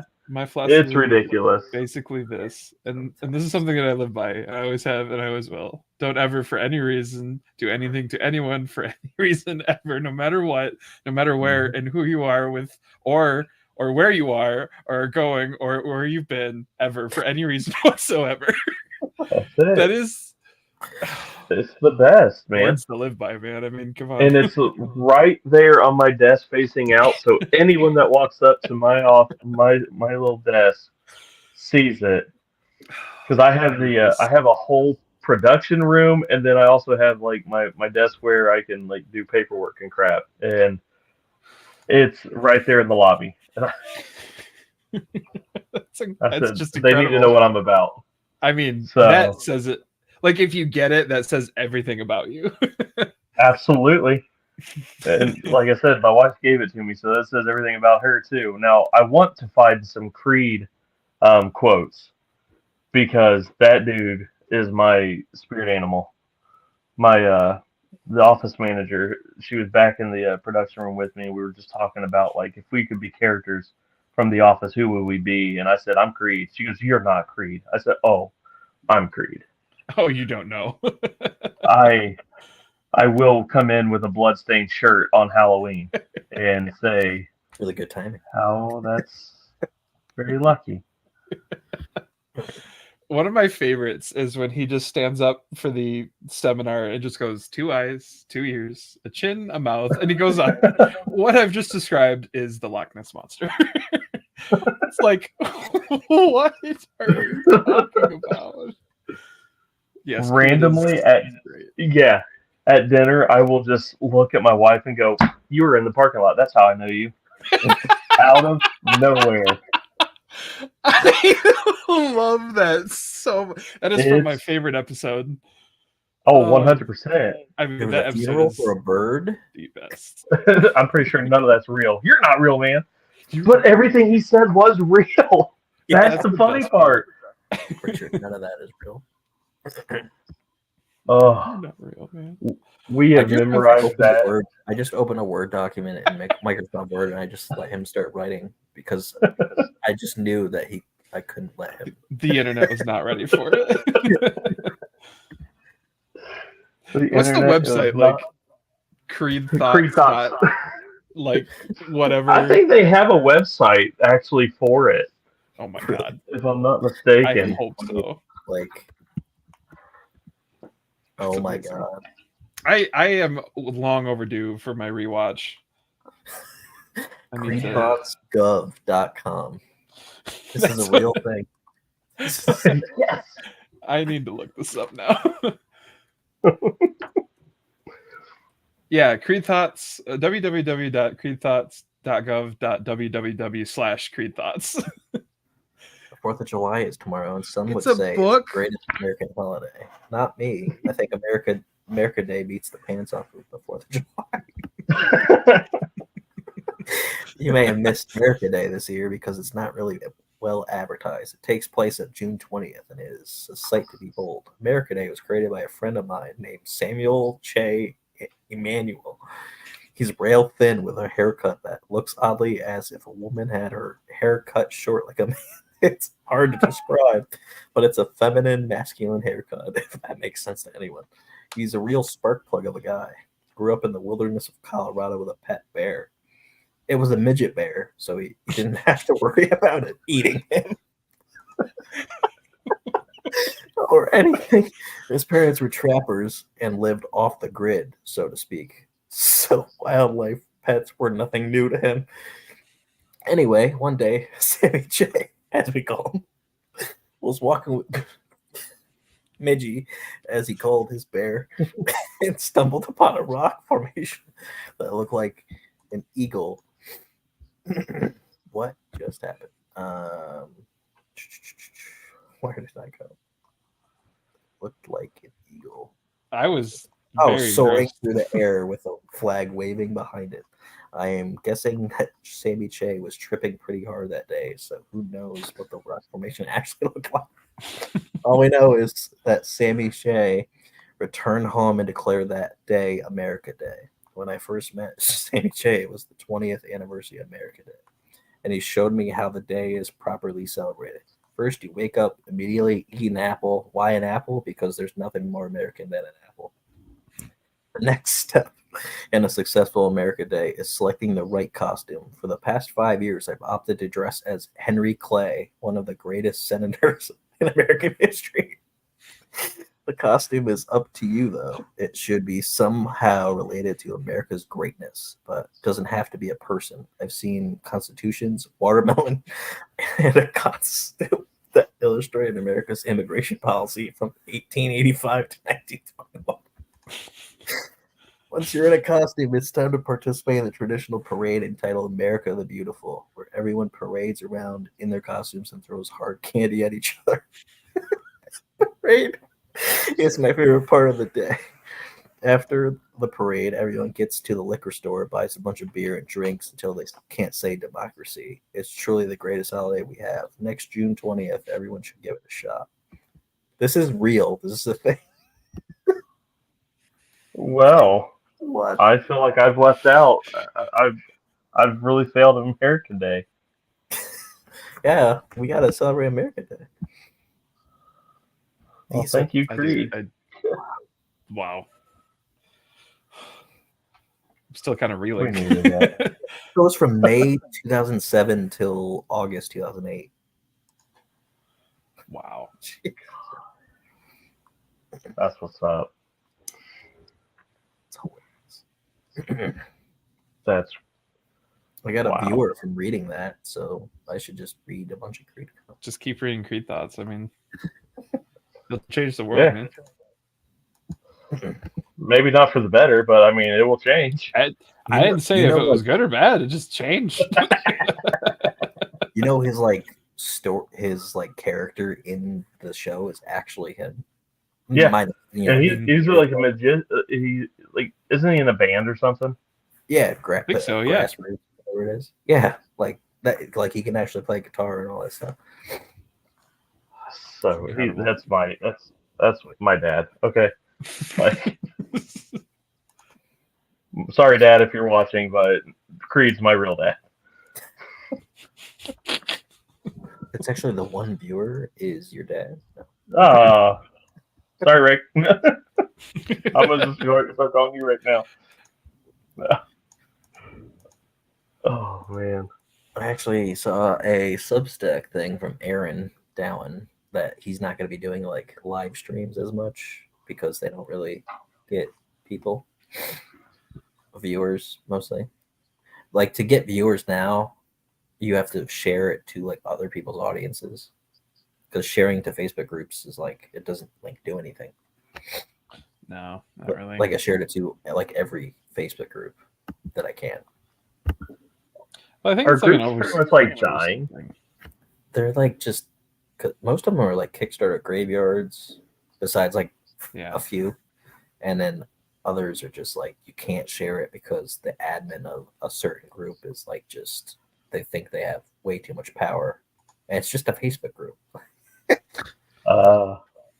Yeah. Like you can't put this here. And it's like okay, just trying to promote my stuff, but.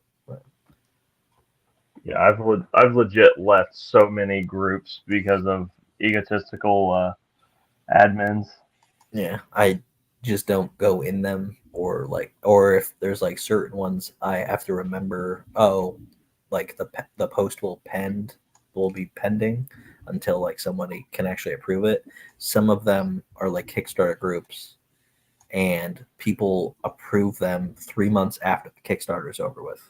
Oh my god. So I'm like, what is the point of that? That is incredibly pointless. Yeah. So it's exhausting. Shooting off fireworks. Stay asleep. Well, yeah, I feel like I was explaining this to someone recently, and I know that you guys are probably both familiar with the idea of, the pandemic and all that helping boost Kickstarter comics and whatnot, and then just like ever since then it's just like I feel like we're just on the steady decline of like easy interaction. I mean, yeah, what's that, Greg? Sorry. Yeah, it's because people aren't like in their houses as much now, so right? They can spend their money on other things. Well, yeah, they're like less. Would you say groceries? Well, groceries. How dare you eat when you could be supporting my arts? Right. Yeah, no, it's frustrating. I feel like it's also like the idea of like people were more willing to find different types of entertainment, and now it's like that. I'm not saying it's disappeared, but like it's just declined, I think. Yeah. When did the first mittens launch? 2020. 2021? 2021. Really? Yeah. Was it? No, 2022? 2, 3, 4. Yeah, it had to have been 2022.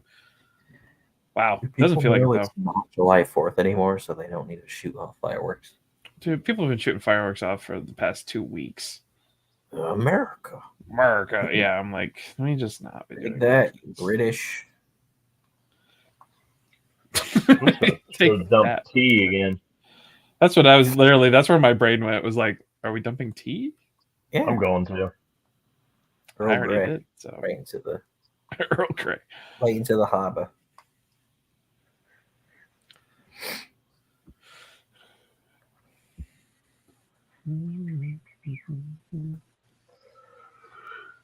This old chap, look how cute he is.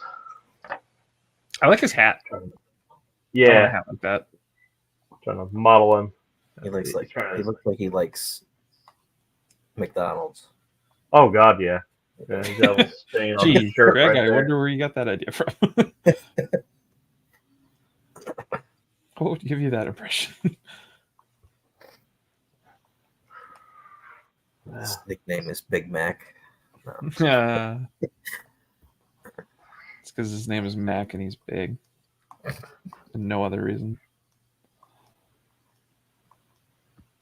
The thing is, I've already drew this guy in the comics, so I figured might as well go ahead and draw him. That's true. It's not a bad idea. Today's page was fun. But yesterday's page was dog shit now. Yeah. Hey, Greg, that's your game. Big Chungus. Big Chungus.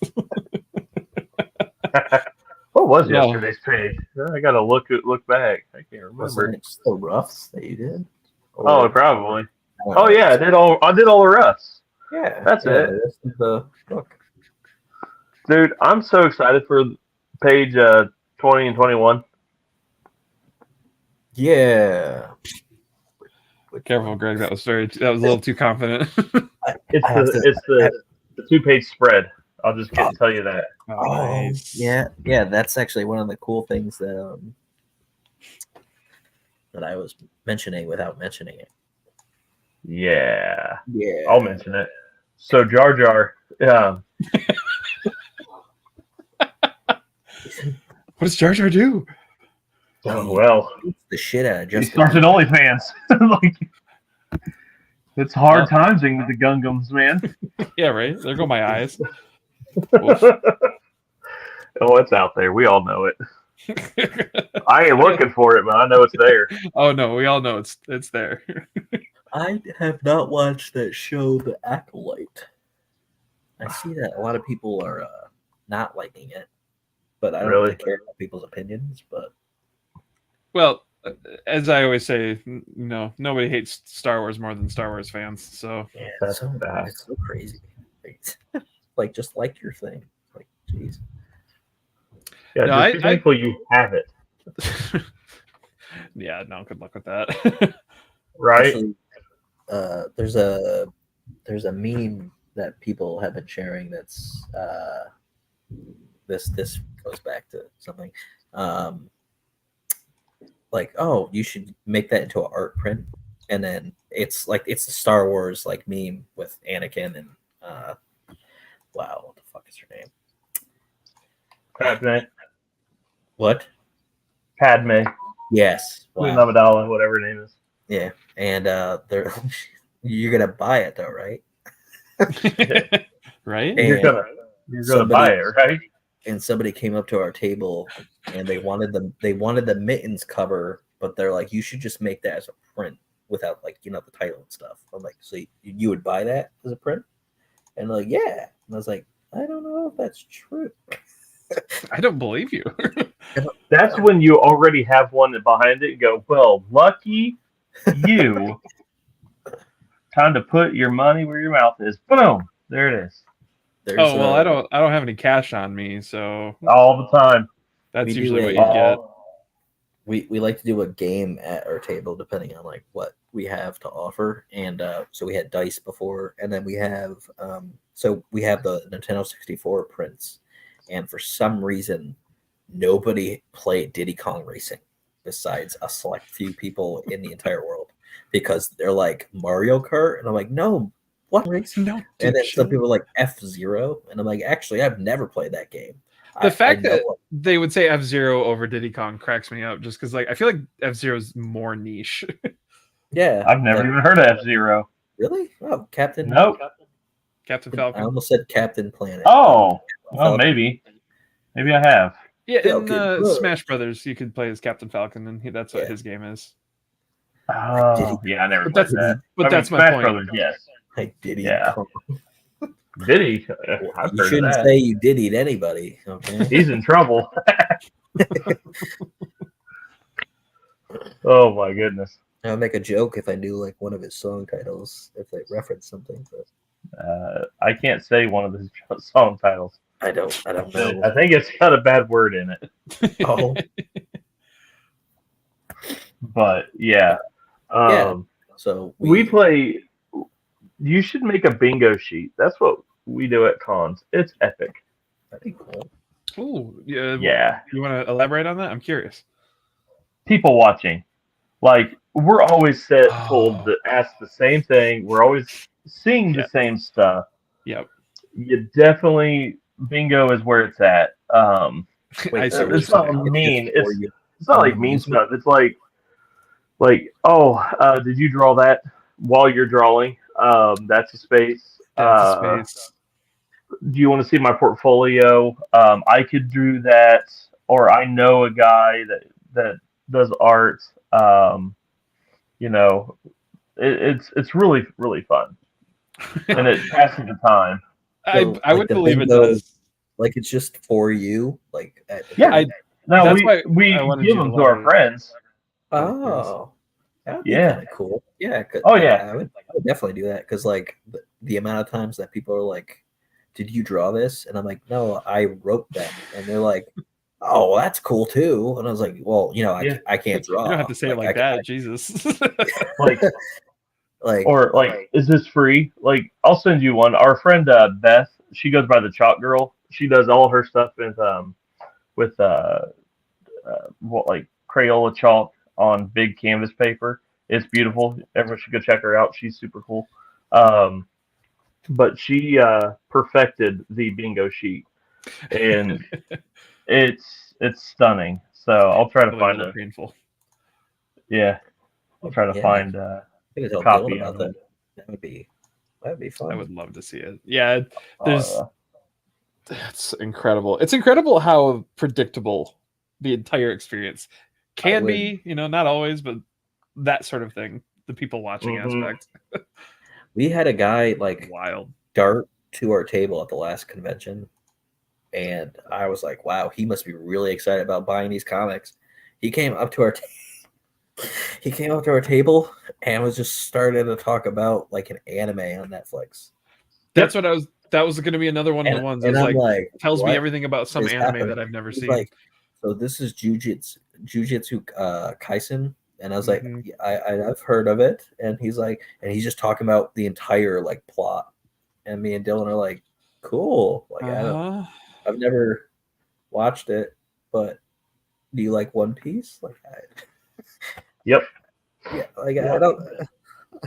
It's interesting. And then he came back again. He had a thought. God. And then Dylan's like, oh no. And then he went to go get a hot dog. And I was like, okay. Oh, what a jerk. He came back with one for me. But then he came back, and then the dude that darted to the table again, he wasn't talking about the anime. Well, he did a little bit, but then he's like, yeah, so they all have different kind of powers, like in like different colors, kind of like Star Wars. I'm like, oh, like we actually do that with our comics because I'm trying to like sell our comics.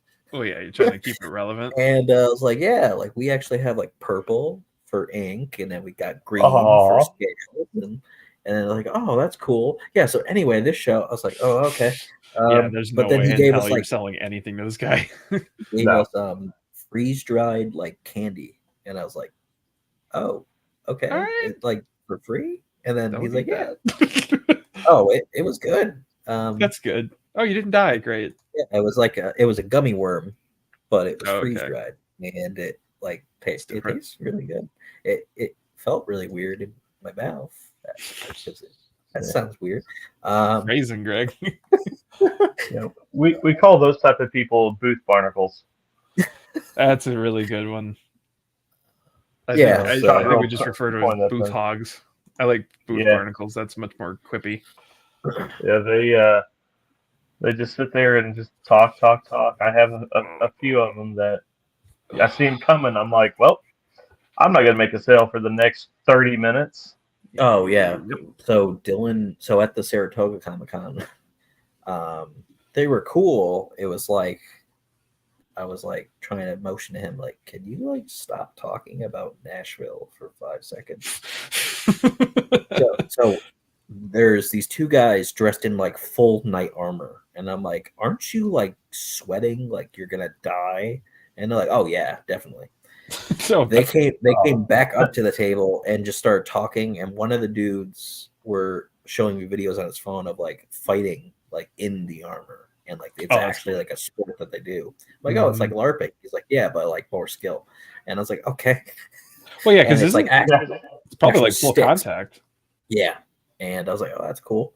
So he's showing me that, and then the other dude is talking about hot sauce beer in Nashville to Dylan, like for 30 to 45 minutes. And I was like, okay, like there's people walking by our table and we could sell stuff, but instead let's talk to these guys. So yeah.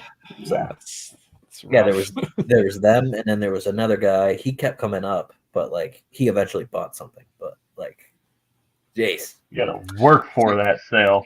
That's well, right. I was gonna say it's like the ones that like genuinely realize they're taking your time up and buy something. It's like thank you for appreciating that. But like, it's the ones who are completely oblivious. It's just I feel it's just so rough. Hey, John. Yes. Hey, it's John. Missed the mitten stuff. Like we showed everything, and he missed it. Someone join? Yeah, on Facebook. It's John.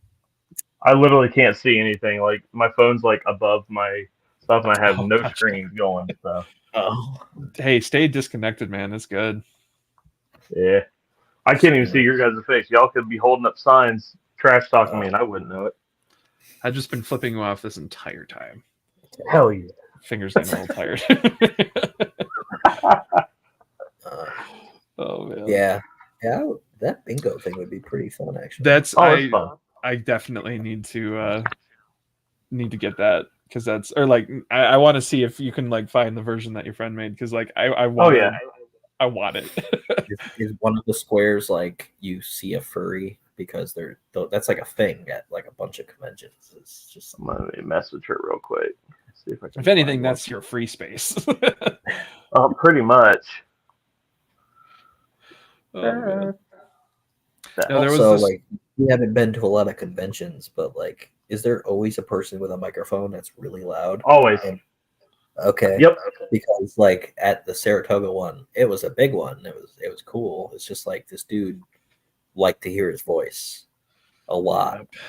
And I'm trying to talk over that, and like as people know, I don't talk really high, so I have to yell while I'm like, yeah. So this book is about this, and then this dude's like, he's like trying to compete with me, and he's not even near me, and he's just like he's competing with everyone.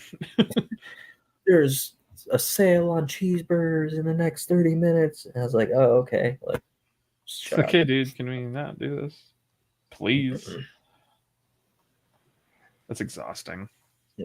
Yeah, we still have to like figure some things out, like food. Like, we don't bring food. Well, we haven't yet. Well, Dylan sometimes brings like stuff that he gets from his grandma, but like brownies or whatever. But we've had like, there were food trucks at the last one.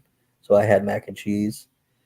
The mac and cheese was in a cup that was like that big. Was it like tiny or is it like big and round? It was like. I hope it wasn't like $15. It was $14. It was not. It was. Oh my god! Do I know food trucks or what? And then Dylan's like, "Why didn't you go to the first one you saw?" I'm like, "It's mac and cheese. Like, what are you talking about?" And it was poutine, so like, you got me. But he's like, if you walked like 5 more feet, you could have went to the really cheap hot dog truck. And I'm like, but I don't want a hot dog. And then I wanted a hot dog later. Well, now you know where you get them. Simple. And then we kept seeing people with kettle corn, and this dude should sell everything. So this dude at this kettle corn thing, that it's like kettle corn New York City. So sometimes they go to New York City or something. Not all the time because I've seen them like around. I went up and got like a sample. I'm like, I just want a sample of something. And then he starts like handing me bags of popcorn. Oh, like, so you want this like kettle corn? I was like, sure. And then he's like, cool. And then what's another flavor you want? I was like, and then I'm like, no, here's my card. He's like, no. Another one. I was like, just cinnamon. And then he's like, okay, cool. And another one. I was like, yo, what? Are you like DJ? This guy knows exactly what he's doing. Yeah, so I left with like 4 bags of different kinds of popcorn. And I was just like little sample sizes. No, like actual. I can. Well, I'm not gonna go get the bag, but like, there's not sample bags. Yeah, it's like it's been 3 weeks, and I still have popcorn.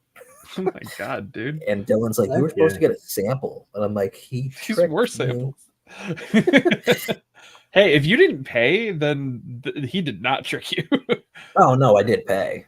Oh, you did end up paying. Well, then that's I was okay. like, He tricked you. But... No, but I was holding my card for a while, and he's just like, here, and another one, and I'm like, okay. Man, I like never popcorn, mind. But... You got swindled. Yeah, I should just do that in another comic. And another comic, you want this? Yeah. Another variant. I love kettle corn. I want some popcorn now. I have some. I'll mail you some. Same. We'll just run right over, Craig. It's just a hop, skip, and a jump. It really isn't, but all right. I think I'm about Michigan? 6 hours from you. Michigan, you just got to go over like a lake. Well, yeah, if we went through Canada, it'd be a lot quicker. Would it? It's much quicker to get to New York from if we just go through Canada. Yeah, because you'd have to drive like under and around, but if you go to Canada, it's like a straight shot over. Oh wow! Go through Canada. But yes. I wouldn't want to bring a passport. That's why I have yet to do so. Well, I keep telling Dylan, I'm like, I want to go to a convention that's like, in Ohio or Michigan, because I want to meet people that I know. And he's like, oh, that'd be cool. Or like Nashville. I'm like, no, I don't give a shit about Nashville. Like those two places. Does he just get Nashville into every conversation? It's because he lives there. Yeah, I know. And I'm like, no. We don't need to go to Nashville. I somehow signed up for the Nashville Comic-Con like way too late, and they're like, yeah, you should like apply way ahead of time. I was like, I applied in like November. What? When is it? It was June 1st and 2nd. And you applied in November? I'm pretty sure I did. Okay. I was like, that seems like normal. Like if that would be not early enough, then what the fuck are they doing? Yeah, because Ed Davis wanted to have us on like a Kickstarter panel, and then we couldn't do that because we were, not able to go. So I was like, oh, yeah. But I never went to Michigan. Not like I know it's not the best place in the world, but rude. It's not upstate New York, so. Well, never been there myself, so. You're not missing anything. Cool. Besides the water. Save Michigan's. Yeah. I mean, you're describing Michigan. I don't know if you know this, but we have an abundance of freshwater lakes, and yeah, it's crazy. I just meant Flint, Michigan. What's that? I just meant Flint. Yeah, get out of here. I know what you meant. I was ignoring it. Oh my god. Yeah, I just sent you guys a group chat. I was like, who's texting me? Oh my god. Messenger. So this is from Beth, the chalk girl. This is her bingo sheet. Sweaty money. Deadpool crossover. Yes. More skin than fabric cosplay. What? Yeah, you bare feet. She should draw this. Waldo. I've seen a Waldo. Guest who says nothing but takes a what card? Can you draw me? All the time. Critter. Now Critter is like from the D&D thing, I guess. She's a big D&D fan. And then she also sells metal prints, so that's why the triple metal sale is there. Oh, that's cool. I was like, what is that? Celebrity spotting. Oh, well, okay. More skin. But yeah, she randomizes this stuff and gives it out to, like, my wife started it, at a very slow show, and Beth just perfected it, and it's turned into this. I love the check boxes at the bottom. That really just adds another layer. Oh, it does. All the Jokers, the different Spider-Men. Really cool thing they bought. All the time. It's like, oh, dude, check this out. Like, there's a kid that came up to our table, and we have it in our tote for cons. So this kid was going around, and he was like trading different things because he didn't have money, or he didn't have a lot of money, and then eventually he didn't have any money, so he started trading things. And he gave us this like dice holder, like a D&D dice holder, and it's the Master Sword, but it looks more like a dagger. So we put that on the table now because it's just a really cool thing. And dude, that's awesome. Yeah. So this kid gave us that, and he's like, so if I give you this, like, this is worth $50. What's worth $50 on your table? And I'm like, I can give you 5 different comics. And he's like, really? And I'm like, yeah. And then the worst case scenario is you have 5 comics. That's ours. He's like, oh, that's true. So he had, he got like ink and not scales. He didn't have scales at that time. I think Chronicles of Horror 1. He had 5 of our comics. And then he came back and he's like, well, I got rid of 3 of the 5. So other people wanted those comics. So now other people have those comics. So I was like, oh, that's cool. So yeah, that worked out. Honestly, it's not a bad way to share it around, share your comics around.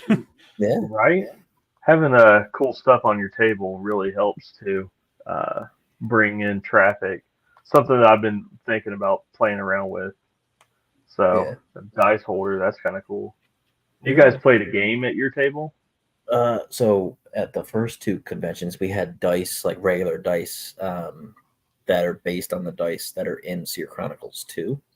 It looks just like it. And Dylan came up with a game that's like, if like people roll a pair, you win something. It's like you choose something on the table. And there's only one person that rolled a pair at the convention that we did that at. Well, we did at both. The first convention, there was like barely anybody there because it was a D&D convention, and it was the first time it was ever a thing. And that my friend put together.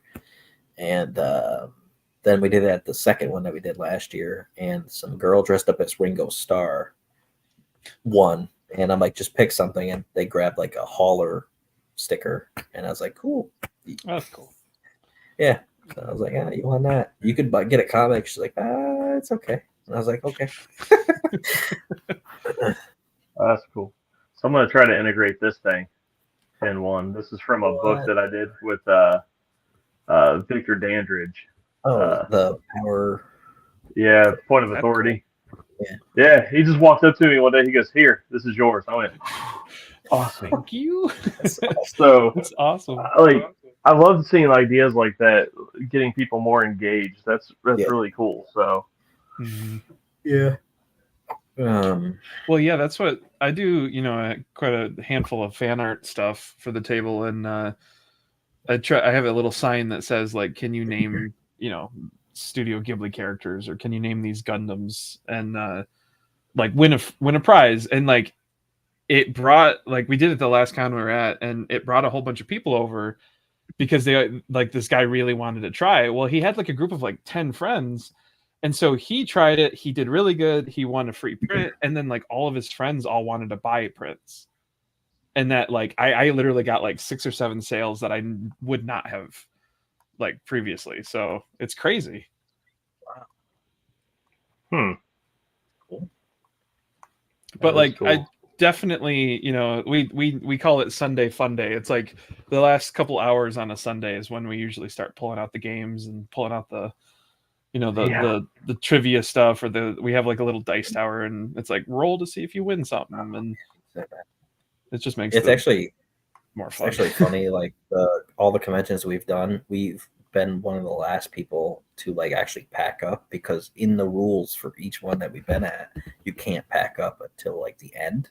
And for some reason, people do like 10, 15 minutes beforehand, or even before that. They always say that, yeah. And Dylan's like, at every convention we've done so far, we've made a sale right before we were leaving. And I was like, yep. So we don't pack up literally until it hits that time. Yep. Except that's the Saratoga one. They flashed the lights like literally 5 minutes after on like the Saturday. And I'm like, dude, like we have to cover the table. Wait 1 second. I'm like, okay, you either get stuck inside the city center or you leave now. And I'm like, yo, like what? Like I can see that like an hour or two after, or half hour after. Yeah, we had to cover the table, like which all we had to do was put the tablecloth over a few things, right? And put a couple things in, like in a container, but like chill. Jesus, give us a couple seconds. Yeah, like man, Sunday it was a little bit better, but like they're like okay, like 7:30. And I was like, what? Like I have to go get my car, and then I gotta like put all this shit in my car. Strict ass people. Yeah. Mm-hmm. Yeah, the Saratoga one has like I don't know if I read the rules to you, Josh, but I was reading it. Me and Dylan were like reading them out loud. I think you brought it up to me, yeah. It's like they have some of the funniest things in there, and it's actually because things happened. These are all like based off of experiences. Yeah, like do not throw chairs or tables at fellow like vendors. Like, wait, what? Do not sell drugs to celebrities. Like, wait, why is this a thing? Somebody did it. Why are these things? Now, did somebody do it more than once?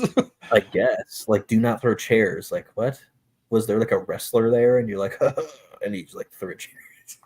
It can happen. Yeah, they have like a long list of things. It's wild. They didn't have like any rules for the second con that we did because it's like brand new. And then we like Dylan was talking to the guy that organized it, and then he's like, "You should probably have like a few like marketing things." Like he was teaching him about that, and then he was like, "You should probably like have a couple strict guidelines because like there's a dude dressed up like Michael Myers." And he had a knife that looks a lot like a real knife, like very close to a real knife. Rough. And he's like, yeah, we're going to like screen people before they like come in with cosplay. And he also, the next day he was dressed up like Ghostface, and like, he's like licking the knife and stuff. And he's like going up to us. And I'm like, oh yeah. Hi. He's like pointing the knife at me, and I'm like, oh, don't stab me. That looks way too real. That looks concerningly real. What's your favorite scary movie? And then he's like, and he just like tilts his head, and then he walks away. I was like, okay. Yeah, I'm surprised they don't make them go through some sort of metal detector screening. Most of the shows that was the first time that con was going on. Well, they learned that. Yeah. Well, yeah. I was like, oh, you should be a little more strict. Oh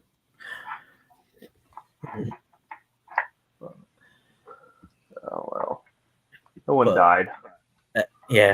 Every convention that we've done.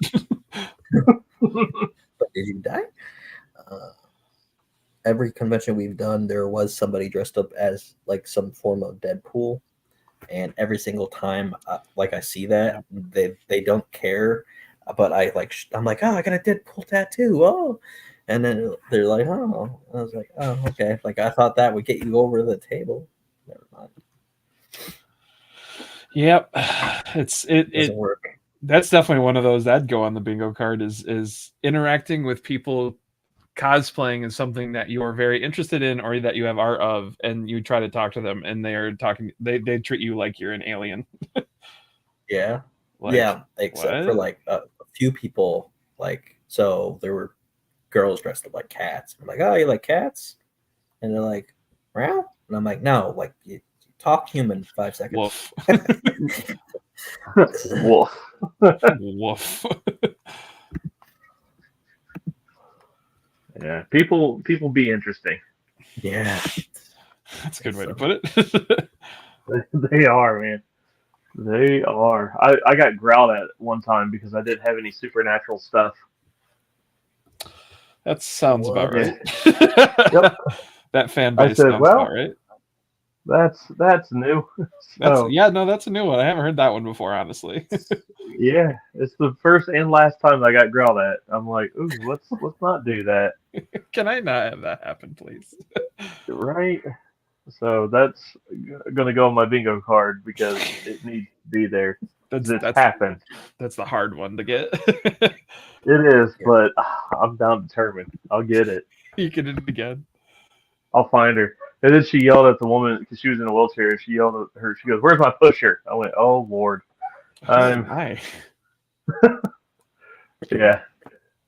It was easy to at the Saratoga Con. It was easy to sell ink because, ink and Seer Chronicles, because ink is based off my tattoo artist, and he lives literally, and his shop is 15 minutes from that city center that it was at. And I'm like, also in issue 1, that tattoo convention like takes place in this building. And they're like, what? I was like, yeah. And they're like, oh, well, now I gotta buy it. I was like, exactly. You sure everything. Absolutely must buy this. Yeah, it definitely helps that we were like doing local ones here. Really helps. That's pretty cool. Yeah. Yeah, and like mittens, it was like, yeah, it takes place on a planet that's like so close to Earth. Like, what? Like, no. What? I live there. It does usually does usually work when I'm like, yeah, it takes place on planet Yarn. And like, what? And I was like, that's such a it's such a good selling point to people. Yeah. It's amazing. They're like, that's hilarious. I was like, yes, that's why I called it that. No, one of the regulars I see at the real big Michigan con is this older guy. I see him every year. He wears a bright red kimono and cat ears, and this guy looks like he's like 70, and he buys so much art. It's like this guy knows what he wants from life, and he's just rocking it. It's such a sight, and every time we see him, we're just like, don't look at him. Avert your eyes, because he will just he's one of those barnacles. Mm-hmm. There was a lady that came up with she had like Archie comics and stuff, and she's like, oh, you guys sell comics too? I'm like, we sell our own comics. And they're like, oh, so they're not like these? And I'm like, no, they're not anything they're not anything like that. They're like, they're better. They're better. And then she's like, oh, because my son wants like specific things. And I was like, oh, then your son can want our stuff. But I was like, all right. Cool. That's funny. Yeah. Yeah. So I might wrap this up. But my headphones are dying. My laptop is close to dying. I could charge it, but still, it's 10:43. Yeah. So thanks for coming here, talking and stuff. So I'm not by myself. And thanks for drawing a really cool farmer. Yeah, I love those designs. So cool. That's cool. Yeah. That's so awesome. It looks like he's seen some stuff. Yeah. Yeah, that's cool. He's seen some dismemberments.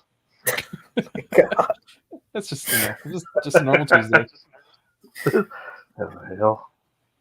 I was gonna do a live stream before the last day, but I'm kind of not gonna be home on the last day of the campaign, so I think I'm doing a live stream. Oh no, that would be after ink is over with. What's the last day? It's the 12th, but I will be going to Lake Placid because that's the thing I do like every year. Dude, there's a crocodile in there. Watch out. Yeah. That was actually one of those movies were shot at Central Park in Schenectady. Yes, there's a Central Park in Schenectady. It's not as cool as Central Park in New York City. So. Less murder too, but yeah. What fun is that? I know, right? But yeah, I might do a live stream next week, but I don't know what day, and it won't be the Friday. So if you guys want to come on that, talk about stuff. I would say we're traveling to West Virginia on 12th through the 14th, so I won't be able to do anything. Definitely won't be the 12th. So cool. Yeah, it'll be probably like Wednesday or Tuesday or something like that. I don't know, or Thursday. Okay. I don't know. One of those days. a day of the week. It'd be Monday. Message me. Message me, and I'll see if I'm available. Yeah. Same goes for me. Okay. And this thing, and then back ink and back the new luminaries. The links are in the comments.